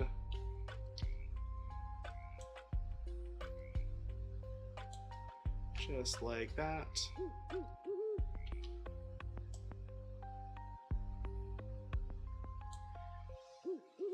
And just like that, there's our next pattern. So we are going to select all of it, group it all up, and then move it, because we can copy it, transform, and flip horizontal. I'm gonna need to paste it first, then transform, flip horizontal. And now we have our patterns on both sides. So if we remove our screenshot here, if we get rid of our guides for a moment, one, guides, now we have our full pattern. So now with the laser, this would just become a game of, with the laser, this more just becomes a game of figuring out how to lay things out so we can, get the stuff that we want. There's another piece to this pattern. It is the two strap pieces that go here. I need to go find it. I couldn't find it before the stream, so I'll probably do that in a little while. But we can lay this all out and we can actually have this laser cut. Part of the fun in this is that means that like the front of this, we can do some designs. The sides, we can do some designs. So we can have a really, pretty pattern or have some cool stuff that the laser can do that then I can work on through tooling and make some really fancy masks if we want to. Or we can design like slits and holes and things that would just kind of allow it to be more breathable, but also just be like a little more than just a flat piece of mask. So there's some cool stuff that we can do with this. I think next time we will try giving one of these a cut and a laser cut, see how it turns out, see if we can actually assemble this mask. And see if it actually fits, if it actually looks and feels good, and then kind of prototype from there to what else we can do with it. And then we may also try to pattern out something for another mask, my respirator mask. I want to see if I can do a leather covering for it, because I think that would also be a cool thing to be able to have and for people to be able to use if they wanted. For now though, I think that we are probably going to call it. It's been about 4 hours. I am getting tired. It is very late for me. And I've got, I want to kind of unwind and relax for the evening. So thank you all so much for coming by. Thank you for hanging out with me this evening. I will be back tomorrow. So tomorrow, we are going to continue. Let me pull up my notes here. We can try cutting this mask pattern out if we want to. But I also want to do, let's see here. Looking for possibly,